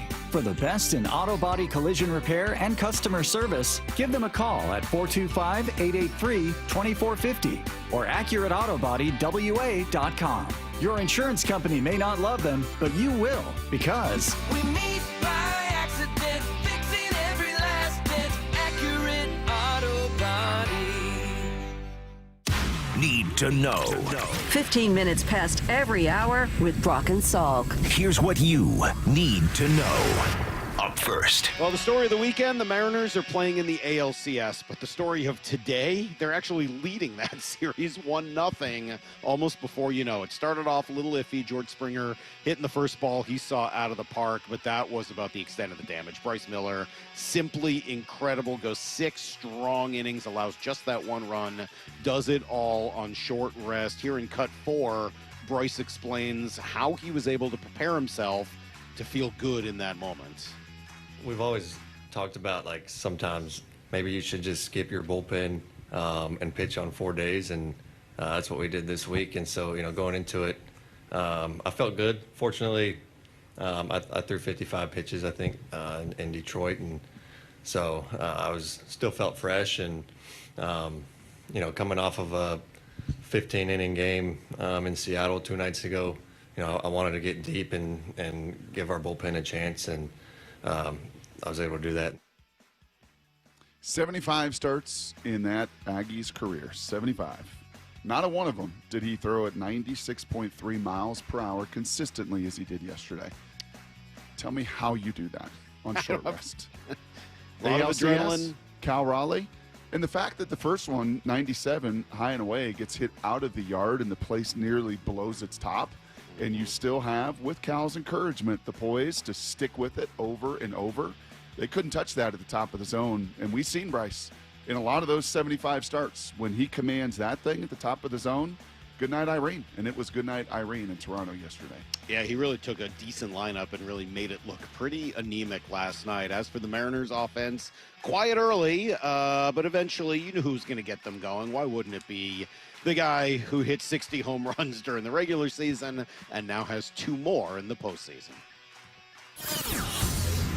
Here's the second thing you need to know. Yeah, it was Cal Raleigh. Nice job by Cal. He goes yard, gets it going. Jorge Polanco with a big hit as well. Shutout innings for Spire and Brash and Munoz. Game 2 will be today at 2 o'clock. Logan Gilbert and Trey Yasevich. Seahawks yesterday, tremendous win, Brock. They showed their absolute best on the road. Lots of heroes, of course, but probably got to start with the guy that Mike Macdonald says he's the Pied Piper of, Jackson Smith and Jigba. 8 receptions, 162 yards, and this touchdown.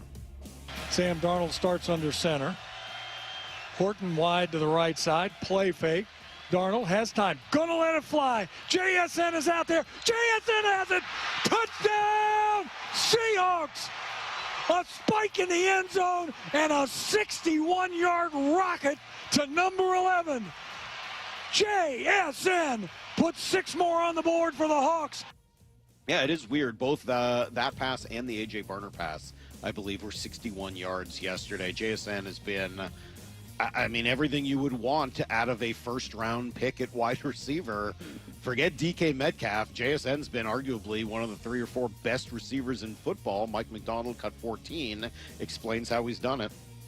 Yeah, I mean, people are going to focus on him, but when you play complimentary ball on one side of the ball, if you're able to run, throw it, action, do the whole thing, it's very hard to take one player out of the game when the ball can go anywhere. So he's taking advantage of opportunities. We're doing a great job of getting him open, and Sam's got a lot of confidence in him too, so a lot of positives. Salk, you know he's on pace for almost 2,000 yards.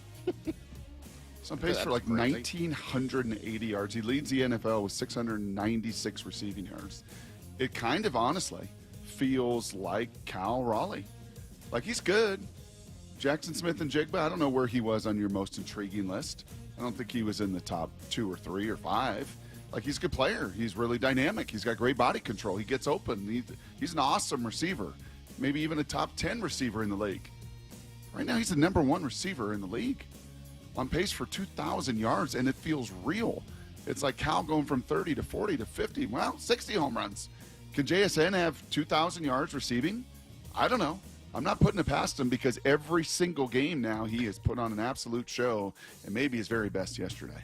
Well, if you're looking for a show, how about the defense? 7 sacks and 7 tackles for loss, and a team record 17 hits on the quarterback. Couple sacks for Byron Murphy, couple for DeMarcus Lawrence. They were really tremendous. They get to 4-2, working their way back into a tie atop the division. The Rams and Niners 4-2 as well. San Francisco not only lost yesterday, they also lose Fred Warner for the season. Hard to see they're going to be able to hang on with all these injuries. Monday Night Battle, though, coming up with the Texans 2-3 and coming off an early bye. Here's the third thing you need to know. Yeah, you mentioned the Kraken, Brock, coming into the game on Friday night to the Mariner game. They seem to all be having fun. And then they did something they've never done before in their franchise history. They started the season 2-0. That thanks to a beautiful overtime win over a very good Vegas team on Saturday night. Matty Beniers had one. Jared McCann won it with about 3.5 seconds left in overtime. Joey Decord has been great in both of those games. They head out on the road. They'll be in Montreal on Tuesday. And the Huskies, slow start at home against Rutgers, but boy, did they show up. Damon Williams, Brock, 402 yards in the air and 136 on the ground. There's a reason Jed Fish was so impressed afterwards, cut 16. I thought that Damon Williams is a superstar. And the fact that he had, from what I understand, the all-time total offense record of 538 yards at University of Washington. The fact that he's the first person at University of Washington to have over 400 yards passing and over 100 yards rushing. And the 16th person in the history of college football to do that. He is special, and we've known that for a lot of years now. So it's great to have Damon continue to be who we think we are. About a year and a half, maybe a year. He's still so stinking young. He's a true sophomore doing this, you know? And that was a great matchup. Rutgers is very, very vanilla. Not a lot of speed defensively. Kind of just line up and show you what they're going to do, and you got to go out, execute them. And with his speed and dynamic play, like, wow. I remember when Tui did his 300-200. 300 passing, 200 rushing versus Stanford. Thought I'd never, the singularly most incredible effort I've ever seen. This is 403 and $136, and he probably could have run for 200 yards. He could have legitimately had a 600-yard day.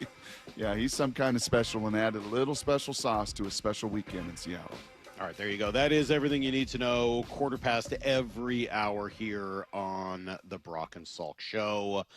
We'll do some Blue 88 to get back to a little bit of football, Brock, in about 20 minutes. Mike Macdonald, of course, will join us at 9:30, 2 hours from now. That's why I'm down at the Virginia Mason Athletic Center this morning. So, so we'll have some football.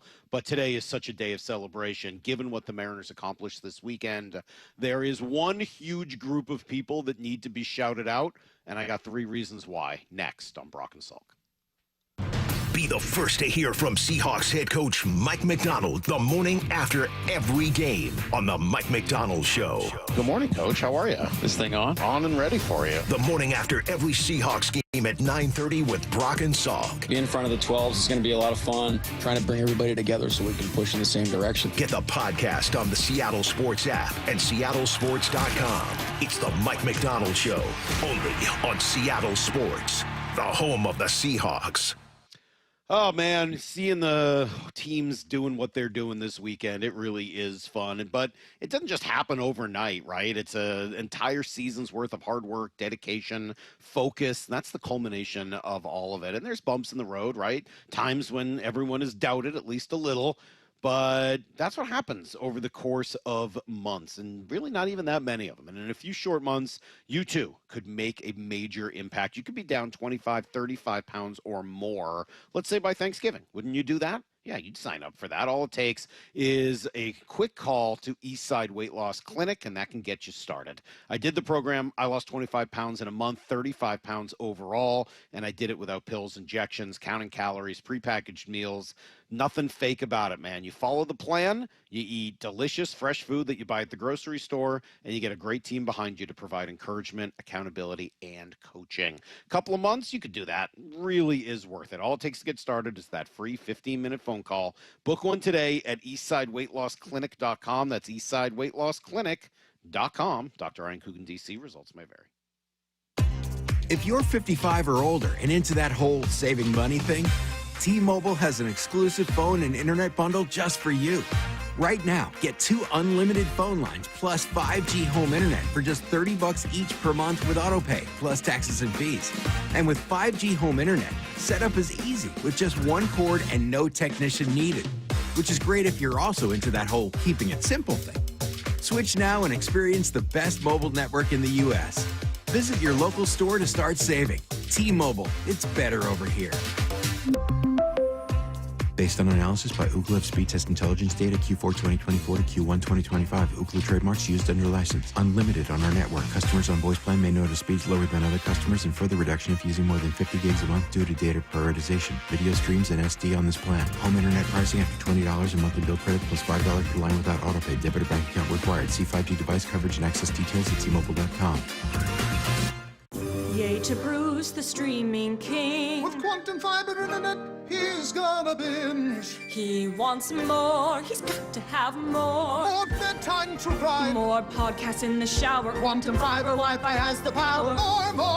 Fast internet speed. He's got the gigs to go big. Bring him the game right now. And his royal we. More sports non-stop. His quantum fiber's on top. Yay to you. Switch today at quantumfiber.com. Limited availability, service, and speed in select locations only. Hey 12's Steve Rabel here for Virginia Mason Franciscan Health. For men 40 and older, a simple PSA blood test can help intercept prostate cancer early. You can get the simple test before the Crucial Catch game October 20th at Ticketmaster Tailgate.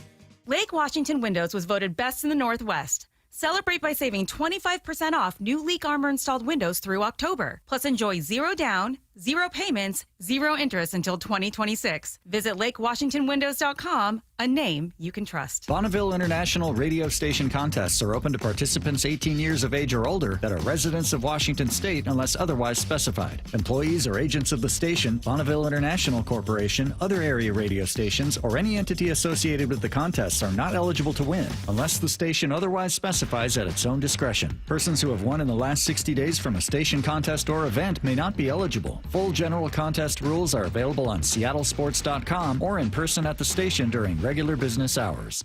This is the home of the Seahawks. Going to let one fly deep. Got a man out there. Ball is caught down at the 10-yard line, and it's JSN. Seattle Sports. Life's expensive enough, isn't it? Groceries, gas, kids' activities. Sometimes your roof needs replacing, but your budget says not now. Hi, I'm Justin Shirley, CEO of State Roofing and Exteriors. We want to help with an offer to lift that weight off your shoulders. Get 0 down, 0 payments, and 0 interest for up to 24 months. Or save up to $3,000 on a new roof today. Call 866-ROOF-ROOF or visit stateroofing.com. Hey, Brock Heward here for my friends at PCF Construction. It was a couple years ago. We were seeking a complete outdoor living space. Molly wanted a new deck. She wanted to really make our outdoor space pop, and boy, am I glad we called PCF. Why? Because whether it's a very specific project or outdoor living, like an underdeck ceiling, deck, patio cover, railings, PCF has you completely covered. You know, Molly's an interior designer. She knows construction. She knows attention to detail. And PCF, they checked every single box along the way. And right now is the time to make the call. Up to $6,000 off your project, plus no payments and no interest until 2027. And you can save an extra $1,500 when you bundle your deck with a patio cover. Find all the offer details, get project ideas, and browse photos at pcfgroup.com or simply call today at 425-629-8476. That's 425-629-8476, pcfgroup.com. Hey, it's John Curley with some great news. If your home's heating or cooling is uneven, noisy, or expensive, listen up. The Quilt ductless heat pump system from Home Comfort Alliance is changing the game. It gives you room-by-room control and next-gen efficiency, so you're only heating where you need it. That means real comfort and real savings, and every Quilt system qualifies for max tax credits. Trusted for 50 years. Call the comfort people today at homecomfortalliance.com. From the Quantum Fiber Studio, you're listening to Brock and Salk. Weekdays 6 to 10. On Seattle Sports and 97.3 FM HD2. What we all witnessed on Friday night was incredible. As one of the lucky 47,000 plus that was in the building, as was Maura, we had a great time hanging out together. Or at least I had a great time. I don't want to speak for Maura. I had a great time hanging out with Maura and watching the game. I had a great time. Oh, good. Phew. That was nice. Thank you. Kept my fragile ego. Did she hang with you the whole 15 innings, though? No. We watched from maybe the 4th or 5th through the end of the 9th, right? And then Maura went downstairs into the basement because she was going to go out on the field. And I went to this little bridge kind of right before the Hit It Here Cafe, kind of between there and like the right field side corridor. Yeah. Mm-hmm. Yeah. And so I was outside kind of on this little bridge, which was great. And it was cold and the wind was kind of whipping from behind me, and it was awesome. And I really wanted to kind of feel, you know, what the crowd was feeling and what the energy was like. Ended up standing next to Lindsay Zaborowski. Shout out to Lindsay, who runs the archives for the Mariners, who I got the chance to meet. And she and I were just hanging out, watching the game together and enjoying it, despite the fact that her husband is a Yankees fan, which is just horrendous. And, you know, I apologize to her for having to endure such horrors in her life. But thankfully, the two of us watched, and I will say, Brock, one of the best games I've ever attended. I'm not going to get into splitting hairs amongst the, you know, what was the number one, but it was in any conversation for the best games I've attended in any sport. It is absolutely in that conversation. And a huge part of the reason why was the fans. They were remarkable. And I mentioned earlier. Is this number one of three? You said you're going to give three. No, I'm going to give the fans 3 different shout outs. Oh, whoa. That's how incredible the fans were. That's how incredible the vibe was. 3 different thoughts about the fans on Friday night. Number one, yes, there was anxiety.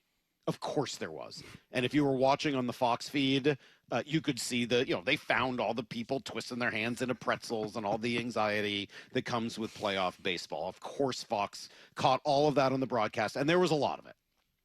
But there was more of a party atmosphere that we talked about a couple of weeks ago than I've ever seen in a postseason baseball game. And a lot of the credit just goes to the fans because they were into it.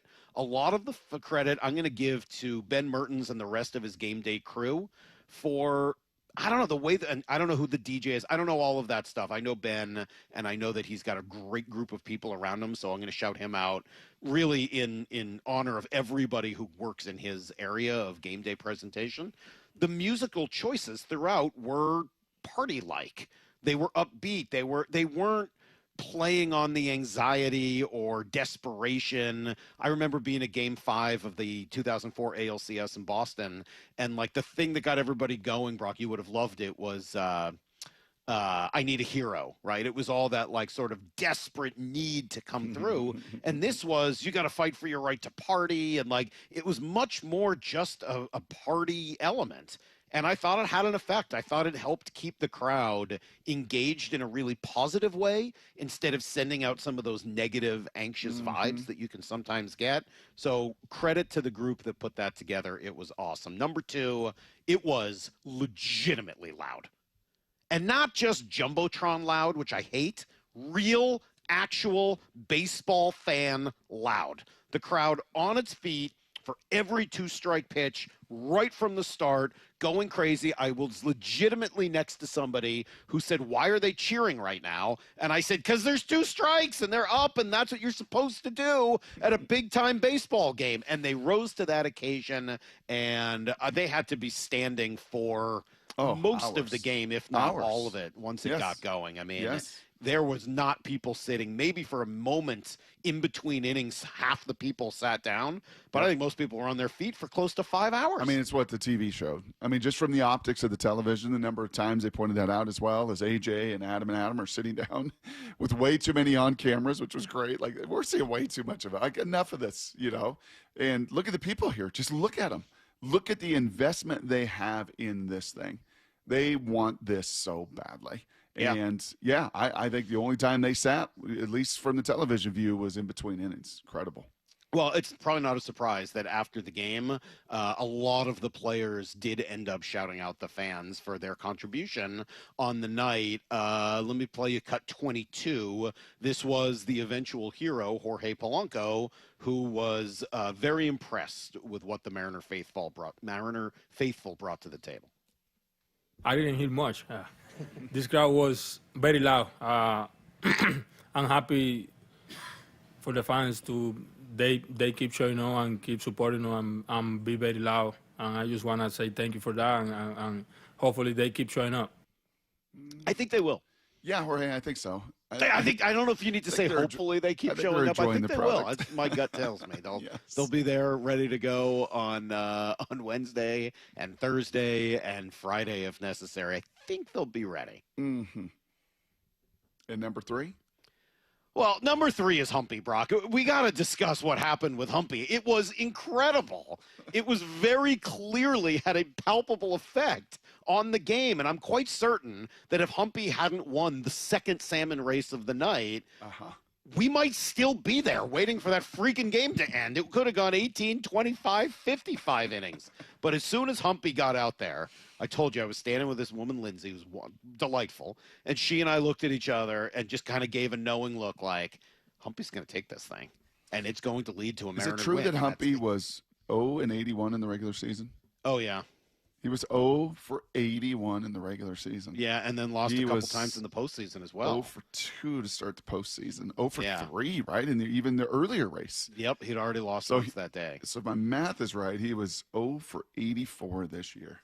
Yeah, and that's a tough story to come back from, Brock. I mean, like, you lose 84 times in a row. Right. You got to imagine the kind of gut check moment you have. Now, things played out well for him. It did turn out that a few of the other salmons crashed into each other near the end. There was it was sort of like when you're watching the last lap of Daytona and there's like a little too much bump drafting.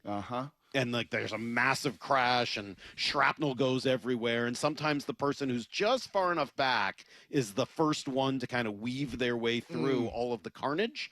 And Humpy there was some good luck involved. I don't want to lie. Sure. I want to be honest.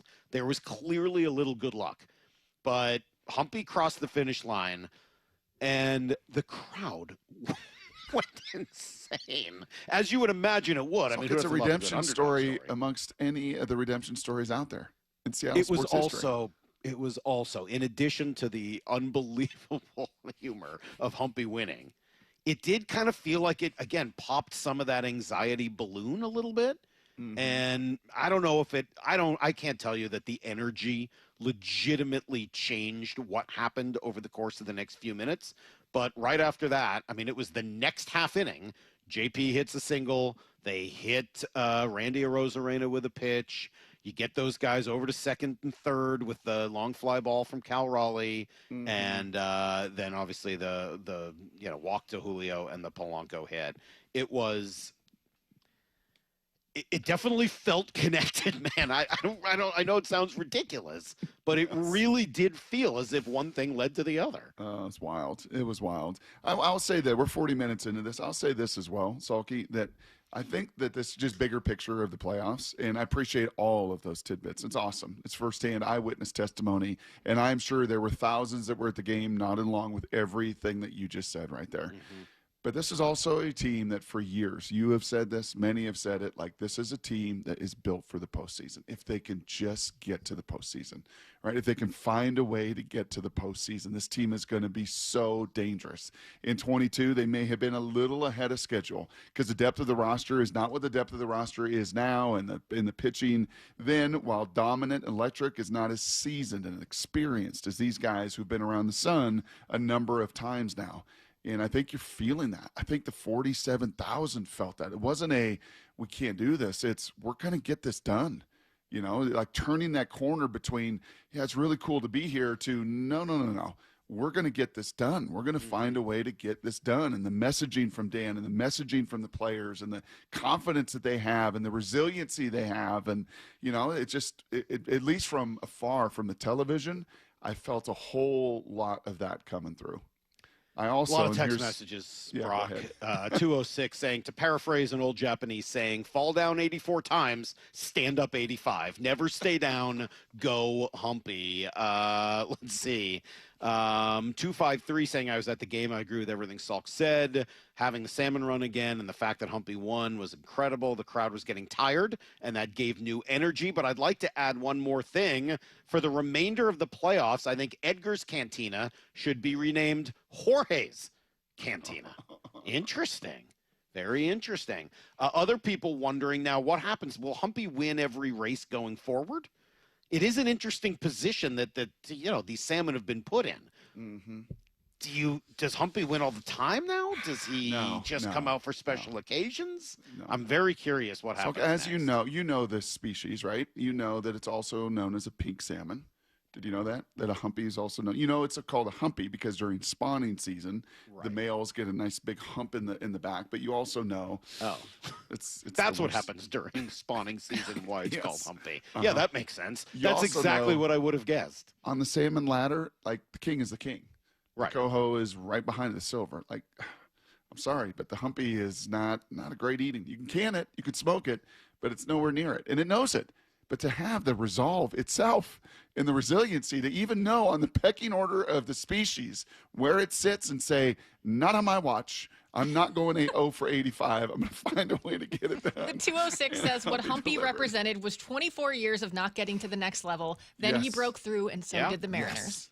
Yes. And Humpy's had some moments of being in the lead. Let's not give him short shrift. He's had moments where he's been in the lead down the stretch, but he would always trip and fall or turn the wrong way or, some problem would always show up for this poor guy, this poor salmon. And finally he won the race, Brock, and the Mariners were right behind him with a win for themselves. 206, everything you just said, Salk, was not an overstatement. Humpy changed the entire vibe of the stadium.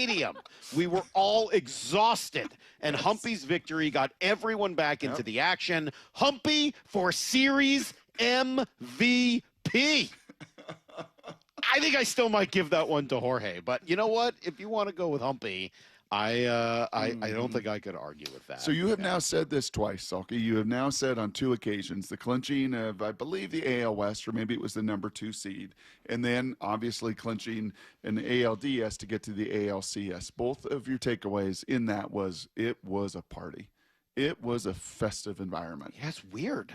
That's not how I generally think of baseball. No, and that's generally not like what you think of Seattle as this big party town, right? Maybe other people didn't feel that. I don't know. I'd be curious what other people were there felt. And you can text in 866-979-3776. I don't know. It was – that's how it felt to me. That's on one side, by the way. That's on one side of it, that party festive scene.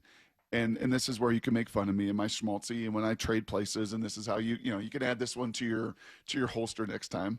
But I was thinking about the thousands, tens of thousands, hundreds of thousands, millions of Mariners fans sitting in their homes from Alaska to Arizona. And we know, right, on Fridays we open up the phones, there's transplants all over the place, people that have gone elsewhere.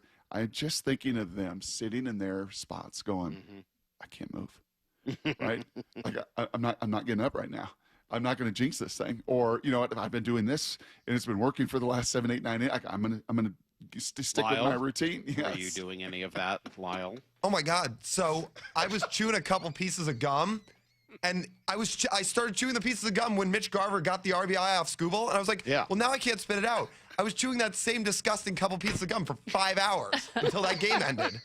It's probably good, though. Work out some of that tension. You're like Pete Carroll, wandering back and forth in your living room, chomping on the gum. I'm going to give a lot of credit, Brock, to someone who may have actually been the MVP on Friday night. We'll do that in 15 minutes. Right now, some Blue 88. This is Brock and Salk's Blue 88, powered by Xfinity. We're going to go red, right, tight, close, sprint left, G, U corner, halfback, flat, on one. Ready? Brock Heward tackles 3 football questions as only he can. Blue 88. Now here's your hosts, Brock Heward and Mike Salk. Were it not for the incredible weekend that the Mariners had, Brock, we'd be spending a lot more time talking about Sam Darnold this morning. What is he doing as well as anybody in football right now? Yeah, he under center, Salk, is a throwback to the 80s and 90s. Like, he looks part Troy Aikman. He looks part Joe Montana. It is. I was trying to figure out why Klatt and DJ and Hasselbeck and I think really love and appreciate what he's doing, maybe even more than others, because that was a game we played. We were under center, right? So Hawk Blogger, I asked him for some numbers. Yesterday, under center, Salk, 27 of 54 snaps. So 50%. Remember how much we've clamored for years to get under center, be less predictable, add to your run game, your play action game, do more out of that. Well, half the snaps yesterday. And thanks to the 2 61-yarders, both being under center, guess what? They average 10.4 yards a play when they're under center, 2.7 out of the gun. And Sam can do it, man. He is so good with his feet. He is so good with his eyes. He is so good with his timing. And under center in particular. And then, oh, by the way, is there anybody throwing a better deep ball in the NFL right now? When that ball leaves his hands and he throws a deep ball, how excited are you to see what's going to happen on the other end of that thing? Because it's happened now for 6 straight weeks. He is the best in the league. He's number one. He's number one. He's number one. Let me rattle off. I was going to do some of this in takeaways, but I'll give it to you now. Since the start of last year, and it was like, oh, sure, you got, look who you're throwing to. You got Addison. Oh, you got Jefferson. Oh, of course you're going to be the number one. Well, he's continued that through 25. The number one in, here we go. Number one in completion percentage on deep balls since the start of 24. 48 completions. Number one in completion percentage on those deep shots of 57%. Number one with almost 2,000 passing yards, and number one at 19.1 yards an attempt. There is not a better deep ball thrower in the NFL since the start of 2024 than Sam Darnold, and he's doing it now with 2 different organizations. All right, question number 2. 17 hits on the quarterback is An absurd amount, Brock. Throw in 7 sacks and 7 TFLs on the day. That is some serious work by the front seven of the Seahawks. Were they that good, or did the Jacksonville offensive line contribute? What did you see? Yeah, I think they were that good because this was a Jacksonville offensive line that was not giving up anywhere near that pressure rate, right? And they played some decent teams this year. They haven't been feasting on the poor. And I think their pressure rate was somewhere in the 20s, the low 20%, 23 or 24%, top 10 in the league, top 5, when it came to giving up pressures, getting the ball out of Trevor Lawrence's hands. And that was not the case yesterday. And you do that, Salk, because you're overwhelming with 1, 2, 3, 4, 5, 6, 7, 8. Everybody that came in, 8. I mean, D-Law, 8. Jenna, 8. Byron, 8. Leonard, 8. They all 8. And when all of them are feasting and eating, you can't just slide to one guy. And I'll tell you what, man, just like when I love when Sam Darnold lets that ball out of his hand on a deep ball, you know what else I love? Do you notice the front where they put 3 dudes from the guard out, from the 3 technique to the 9 technique, and they put like those 3 monsters all over there. They'll walk a linebacker up in the other A gap, and they'll have Mafe or somebody singled up on the other side. I don't know how you, in passing situations, block that. Jacksonville couldn't. San Francisco couldn't. Everybody, not named, unfortunately, last week, the Buccaneers, without a few of those pieces, everybody else can't block it. And it is a devastating front that they do a bunch of different stunts and moves out of and just overwhelm the opponent. And, man, did they overwhelm Trevor Lawrence in Jacksonville yesterday. All right, question number 3. Well, obviously a lot of focus on the Seahawks. What Damon Williams did this weekend was pretty incredible. More than 400 yards through the air and another 136 on the ground. Brock, when you see Damon Williams, what do you see? I see peak Russell Wilson, but even twitchier. Like Russell, when he came out at that combine at like 195, 200 pounds and running, I think he was low 4.5s. I mean, Damon is like legitimate low 4.4s. Now he's a little smaller, right? Russell was a little thicker, longer arms, big hands, all that stuff. Damon is like, if he walked in with shorts and t-shirt, you'd be like, come on, no way. He's a small guy, but my goodness gracious, he is the most dynamic, twitchiest, fastest Husky quarterback, and it's really not close. Like Mark Brunell, before knee injury, was a 4.5 guy. Tui was an amazing runner, but he's a 4.7 guy. Jake Locker was a really athletic, probably a mix of those two, and super nice guy. 225 pounds and ran 4.55 and super strong and fast and nice. Very nice. There's never been a QB this twitchy. Like, he is so lightning quick, and the arm is lightning quick. And as he continues to mature and grow, now he's got to go do it against the best. Like, he is absolutely UC Davis and Rutgers and bad teams. He will take apart and he will destroy. But kind of like his team, now you got to do it against the best. And at Michigan, that defense, the way they play at home, he's going to get a test with a national audience Saturday to take that next step. All right, there you go. That is today's Blue 88. Somebody asking about Seneca Wallace, Brock. Would you put him in that same category? Is that a good comp? That's a pretty good comp. Yeah, Seneca maybe even... Yeah, maybe Seneca at Iowa State was about the same height and weight. Yeah, I knew Just Seneca's such a good athlete, right? Unbelievable. Wasn't he like a great basketball player too, yes. or something like that? Yeah, in the off seasons he would go play with like the Sonic guys or the local guys that would come back to town and hang right there with them, man. Yeah, good question here, Brock, from the 206. Obviously, we've got the Big Dumper, who's pretty famous here in Seattle. We've talked about Josh Naylor maybe being the Big Grumper. Is it too early to start calling Humpy the Big Humper?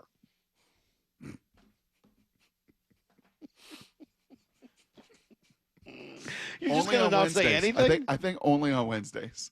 I think only on Hump Day can we really talk about Humper, the Big Humper in that kind of way. I don't know. For whatever reason, man, that one got me a little bit. We were bouncing around some different ideas via text. Did anything come through? Because I think Not yet. I'm hoping. I'm trying to see if we can get an exclusive interview with Humpy. Okay. But as of yet, nothing. I haven't been able to work that out. I mean, I do kind of have a Humpy expert as well. Really? Like oh, yeah. Like if you want next level Humpy expert, I mean, he is on the station every Saturday morning. Oh, jeez. Probably knows a study more about the humpy. I don't know. We'll see. Else. We'll see if we have time for that All today, right. bro. All right. We'll have to see where all of this goes. All right, coming up on Friday, one guy got a lot of criticism, and I think a lot of it was fair. By the end of Friday night, he had more than redeemed himself. We'll discuss 3 or 4 things that totally changed that game, the series, and maybe the course of history next on Brock and Salk. This is where the baseball playoffs live. This team is fired up.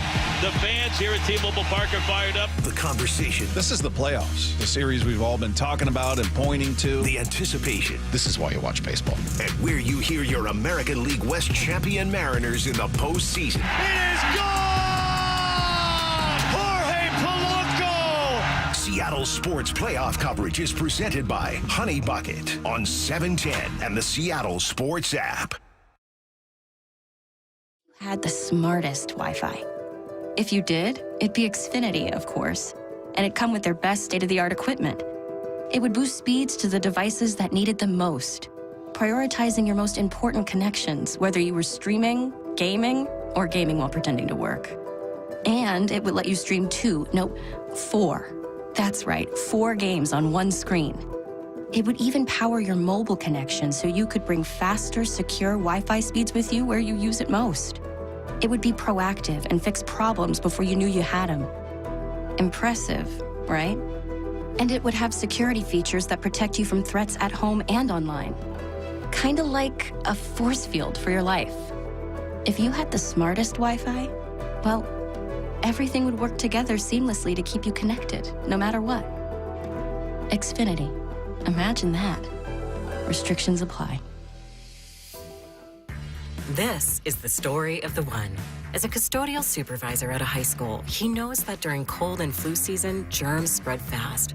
It's why he partners with Grainger to stay fully stocked on the products and supplies he needs, from tissues to disinfectants to floor scrubbers. Also that he can help students, staff, and teachers stay healthy and focused. Call 1-800-GRAINGER, click Grainger.com, or just stop by. Grainger, for the ones who get it done. Pros don't just show up. They prove how it's done, with precision and without shortcuts.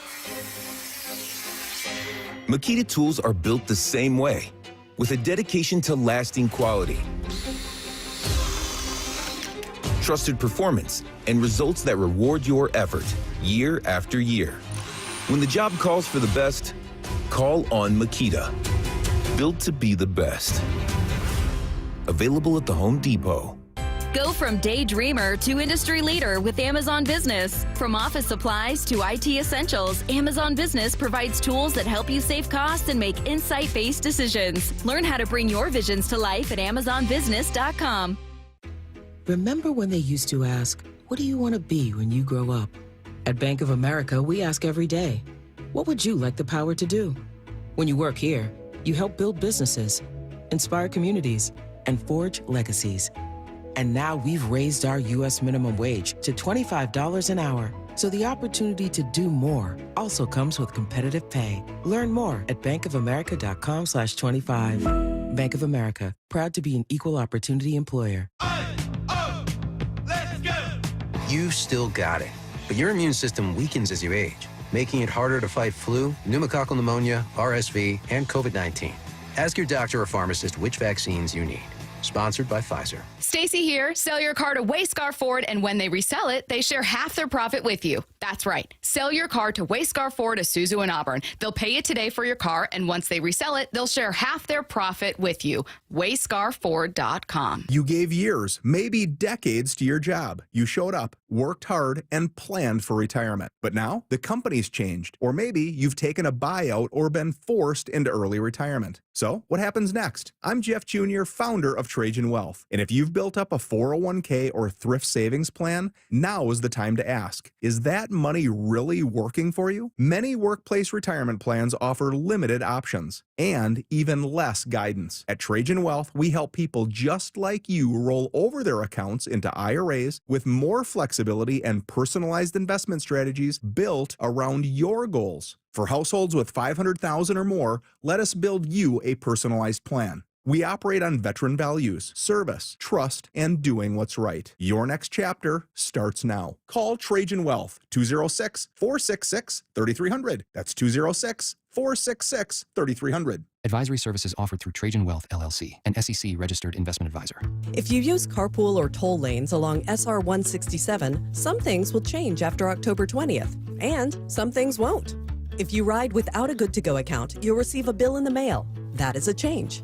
Having Good-to-Go means it'll cost less than pay by mail. Not a change. Carpoolers will need a Flex Pass set to HOV mode to ride free. That's a change. A Good-to-Go pass saves you $2 on every toll. No change. Learn more at goodtogo167.com. Rain is coming. Is your roof ready? The rainy season is approaching fast, Seattle, and 3 Tree Roofing has your roof replacement covered. Get $500 off by scheduling your free estimate at 3treeroofing.com. Their professional installers guarantee a seamless replacement this rainy season. 3 Tree Roofing, your Puget Sound roofing experts. Baseball's postseason is here. Seattle Sports Playoff coverage is presented by Honey Bucket, 710 KIRO AM Seattle and KIRO FM HD2 Tacoma. This hour is brought to you by Trajan Wealth Management. Give me a freaking auto! From the Quantum Fiber Studio, this is Brock and Salk on Seattle Sports. I don't read the internet, guys. Take the bull by the hands. And Brooke, you are. And Brooke, you are. Now here are your hosts, Brock Heward and Mike Salk.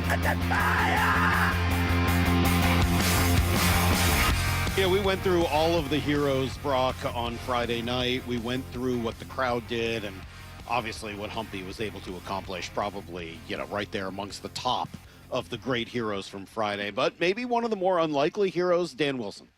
He was tremendous on Friday night and 100%, in my view, outmanaged AJ Hinch. Outmanaged him the entirety of that game. Now, I got some grief for saying that. I had just a little video tweet on Friday of my perspective from. Oh, you did a little reaction video, did you? No. Didn't you see just a video of where I was? Oh, yeah. I saw the that. game. Yep. 400,000 views on that sucker. I was pretty surprised. A lot of people ended up watching that. And one of the statements I made in it was Dan outmanaged AJ. And there were a lot of people very upset about that and didn't like a lot of the moves Dan made. And I think I was fairly critical about games 1 and 4. I did not love some of the moves he made. I thought he handled Friday night brilliantly. Were there things he could have done differently? Sure. That might have been a time in the 5th inning to just walk Kerry Carpenter and not let anybody pitch to him. He's the one guy in that lineup who was hot. Just walk him, and maybe at that point you could even have kept George in. I don't know. Spire, I think, was running on fumes at that point. So that if you want to quibble with one thing, okay, fine. But after that, I thought he handled the staff perfectly. I thought he had a really deft touch on when each pitcher had had enough, on when it was time to move on before it got too late to move on. He had the next guy up and ready. Those guys obviously made him look good by going out and pitching incredibly well. But you got to give the manager credit. He was pushing the right buttons with each one of those guys. The Canzone to Rivas swap to get a good matchup was brilliant. So if you go back, remember you got Garver to start the game, and he has the 1 RBI in the game at that point. They bring in, they have a righty in, so Dan goes to the lefty. Pretty, safe move to go to Canzone in that moment. You kind of set it up that way. And when they decided to go to a lefty, what does he do? Yeah, I'm going to burn Canzone, and I'm going to bring in Leo Rivas, the switch hitter, knowing that I'll now have a switch hitter for the rest of the game. And it worked. Rivas obviously comes up with one of the biggest hits of the night in that pinch hit moment, and I thought he looked great for playing the right matchup and making it work. Safe to say at that point, kind of a prelude to Humpy winning later. Like if you look at the roster, like who would be the Humpy on the roster, right?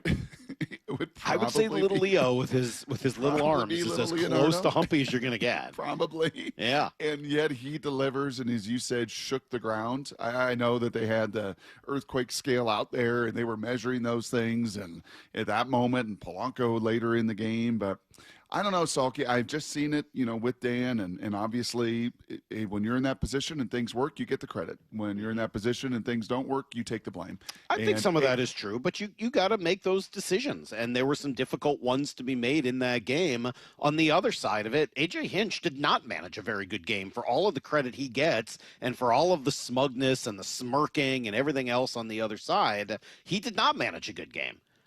You could make a pretty strong argument that he lifted Tarek Skubal too early, and maybe Skubal had something to do with it. But, I mean, felt like he could have given them one more inning in the 7th and turned it over to Will Vest from there for the 8th and 9th. Was that one of the greatest in-person pitching performances that you have seen? Skubal? I know there was a perfect game with Felix, 27 up, 27 down. He struck out 7 guys in a row, never been done in postseason history. He's throwing 101 miles an hour. He's got a changeup you just can't hit. You know what you would have been really impressed with, Brock, is his power source. It's pretty intense. The amount of power he generates from his upper legs and then he kind of butt. flaunts it, right? He kicks his other leg up to kind of flaunt it. If he had a skirt on, you'd see the whole thing with how high he kicks his leg. All right. And he has just got power, and but you had to outlast him. Exactly what AJ Przinsky said to us. Yep. Like, whatever that dude does, you got to match it. And there again was Przinsky with us. It's probably going to come down to some unsung hero, right? It's usually how it's going to be a tight game. Like, these guys just can see it. They know. And there was our Humpy. There was little Leo Rivas with a huge hit. And then that just set the table for all the other machinations, Salk, throughout the rest of the way. It's like 2 games. And after that, I mean, look, they're all just bringing guys out of the bullpen, and it's a matter of who's going to give it up and who isn't. I mean, I don't know that a manager can know that, but once you get to the 15th and you get a leadoff single from J.P. Crawford, credit to J.P., hangs in there against Canely and comes up with a single, and then you hit Randy, right, which is for the third time in 4 innings, you got runners on first and second with nobody out. For the third time in 4 This time it was innings. Cal. This time it was Cal who was up, so you're obviously not going to sacrifice bunts, but he hit the ball deep enough to center, right center, and allowed the runners to tag, which was really good base running by JP, by the way. So JP tags, and he gets over to third. At that point, you got second and third, 1 out. Yes. So if you are AJ Hinch, you're looking at it and saying, I've got to somehow get 2 more outs. I've got to get 2 of the next 3 guys out. Because whether the runners are on first or second doesn't matter. The only run that matters is the run on third. So you've got to find a way to get 2 of the next 3 batters out. Mm-hmm. The next 3 batters are Julio, Polanco, and Suarez. I think every single Mariner fan watching that game would have pitched to Julio, walked Polanco, and pitched to Gino. Yes. I think, honestly, if you asked 1,000 Mariner fans, 975 of them would have said, yeah, you pitch to Julio, hope to get him out, hope to get him to chase. If you walk him, okay, fine, but you try to let him get himself out. Then you absolutely walk Polanco. You don't want any part of him, and let Gino, because it's either going to be a home run or an out. And if he hits a home run, it's no different from any other, hit outcome. You're just going to lose the game. So why not try to get the 2 guys out who, A, have been struggling over the last few, and B, can actually get themselves out? Jorge Polanco's not going to get himself out. Correct. Maybe last year's version would have, but the guy that we've watched this year is going to give you a professional at bat in that moment. And we've known about this, Brock. Go all the way back to when they first traded for Jorge Polanco. We've played the sound a bunch, but it sure came up big and sure seemed prescient on Friday. We talked to my buddy Phil Mackey, who hosts for Score North in Minnesota, and one of the first things he told us about Jorge Polanco is that this is exactly the spot you want him up in. In his best years, he is carrying your lineup for weeks at a time. He has more power than you would think.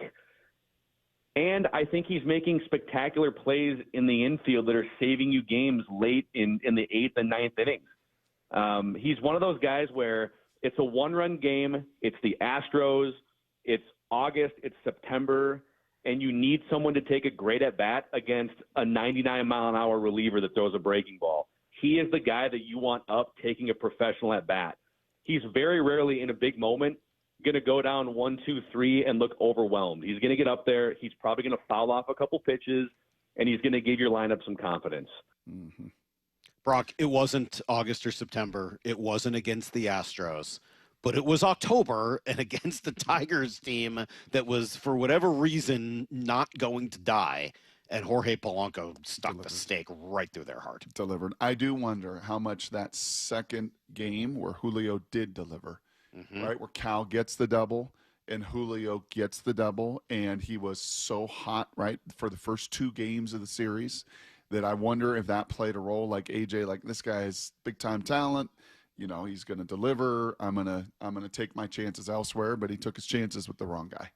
Right. And I would agree. There was maybe some over management, right? We've talked about some of the times that maybe you manage the game like a regular season, or do you manage it like a postseason? Every single swing, every single out, every single inning could be the one thing that just tips the scales in these postseason games. Yeah. And I think I would co-sign with you. Dan read his players. He read his gut. He trusted his guys. And he's done that an awful lot, and he's empowered them an awful lot. And, man, if they deliver time and time again, and never in a bigger moment than Jorge there in what inning was that, the 18th, 17th, 16th, 15th? It was only the 15th. It might have felt like the 18th, but it was only the 15th, and Jorge, obviously, biggest hero of the weekend. And then, by the way, to come up with 2 more runs driven in on a couple of singles last night to, give them the lead and then give them just a little bit of protection that they needed at the end. That dude is, 2 home runs off Skubal in game 2. Like, it's just been one thing after another, and his postseason has been really, really incredible. A guy who's just seeing the ball incredibly well, giving you a good at-bat, grinding through them, and finding a way to help the team win every single night. We'll come back. We'll give you guys everything you need to know, including some fun highlights. You know what I want to hear? I want to hear a home run. I want to hear Cal's home run. We'll play that, amongst other things, next on Brock and Salk. Be the first to hear from Seahawks head coach Mike Macdonald the morning after every game on the Mike Macdonald Show. Good morning, Coach. How are you? This thing on? On and ready for you. The morning after every Seahawks game at 9:30 with Brock and Salk. Being in front of the 12s is going to be a lot of fun. Trying to bring everybody together so we can push in the same direction. Get the podcast on the Seattle Sports app and seattlesports.com. It's the Mike Macdonald Show, only on Seattle Sports, the home of the Seahawks. Well, you've heard me say this already a couple different times on this Monday. It's one of the greatest Mondays in Seattle sports I can remember, just with the collectiveness of all of our teams and what they got done over the weekend.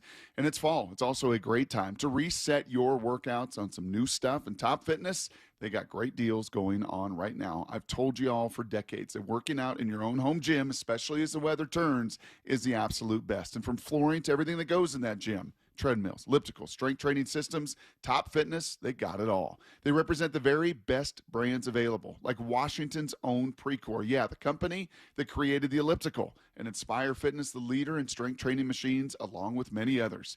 Give Top Fitness your room design, your room dimensions, whether that's a garage, an extra office space, and they'll do a complete fitness room design. And right now you'll get 0% interest financing. And mention you heard it from me, and another $100 comes off any new treadmill or home gym. No secret why everyone, from personal trainers to pro athletes, love Top Fitness. Locations in Tukwila, Linwood, and Bellevue, or visit topfitness.com for more info. That's Top Fitness, your best place for home fitness equipment. You're listening to Leaf Filter Radio, and the guru of gutter protection himself, Chris Coonahan, is here to take your most pressing leaf-related questions. Hey, everybody, Chris here. I understand we have Ron on the line. Ron, where are you calling from? Uh-oh. Ron, are you calling from a ladder? Well, I was. I wanted to ask Chris what I need to do to get my gutters ready to have leaf filter installed. Oh, Ron, you don't have to do anything. A Leaf Filter Trusted Pro will come out and clean out your gutters, realign and seal your gutters, and install Leaf Filter, America's #1 gutter protection system. So I didn't need to get on this ladder? Ron, Leaf Filter Trusted Pros are in your neighborhood and ready to help. Just visit leaffilter.com/deal to schedule your free gutter inspection and get up to 30% off. Thank goodness. What was that site? To get this special radio offer, go to leaffilter.com/deal for your free gutter inspection today and get up to 30% off. That's leaffilter.com/deal for up to 30% off. leaffilter.com/deal. See representative for warranty details. At Cressy Door, we have the perfect garage door for you. Come visit our brand new garage door and fireplace showroom and let our experts help you find the perfect garage door. Cressy Door. Northwest Homeowners. When it comes to your roof, you need a name you can trust. Techline Roofing has proudly served the Seattle area for years, delivering exceptional results and lasting security. Choose Techline Roofing. Your trust is our foundation. Trust Techline. This is for all you guys on Viagra. ED pills are no longer needed. The brutal side effects like 4-hour headaches, blurred vision, and that flush feeling can all be put behind you with our treatment. Here at West Coast Men's Health, we have a better approach to ED. Acoustic wave therapy creates blood flow circulation by safely removing the plaque in your arteries and restoring function naturally. Guys, let me be clear. Pills will never fix your problem. Our equipment is the latest technology, and our medical staff is the best in the industry. So give West Coast Men's Health a call today. Speak with our clinic manager. Ask him any question you like, how it works, the science behind it, and even the cost. If you suffer from ED or Peyronie's disease, give West Coast Men's Health a call today. It's not just about better health, it's about a better life. With clinics in Redmond and Tacoma, call 206-519-6541. That's 206-519-6541. Online at westcoastmenshealth.com. This is where you hear the AL West champion Mariners in the ALCS, Seattle Sports, and the Seattle Sports app. Cancer impacts so many families, including mine. Former Washington Husky Mario Bailey here. My mother was treated for cancer at UW Medicine. As devastating as cancer is, there is hope because the Cancer Vaccine Institute is developing vaccines to treat and prevent the deadliest cancers. Patients who received vaccines over 20 years ago are still alive today. Please join me and make a donation to the Cancer Vaccine Institute at local Safeway stores. Learn more at uwcvi.org. Hey, it's John Curley with some great news. If your home's heating or cooling is uneven, noisy, or expensive, listen up. The Quilt ductless heat pump system from Home Comfort Alliance is changing the game. It gives you room-by-room control and next-gen efficiency, so you're only heating where you need it. That means real comfort and real savings, and every Quilt system qualifies for max tax credits.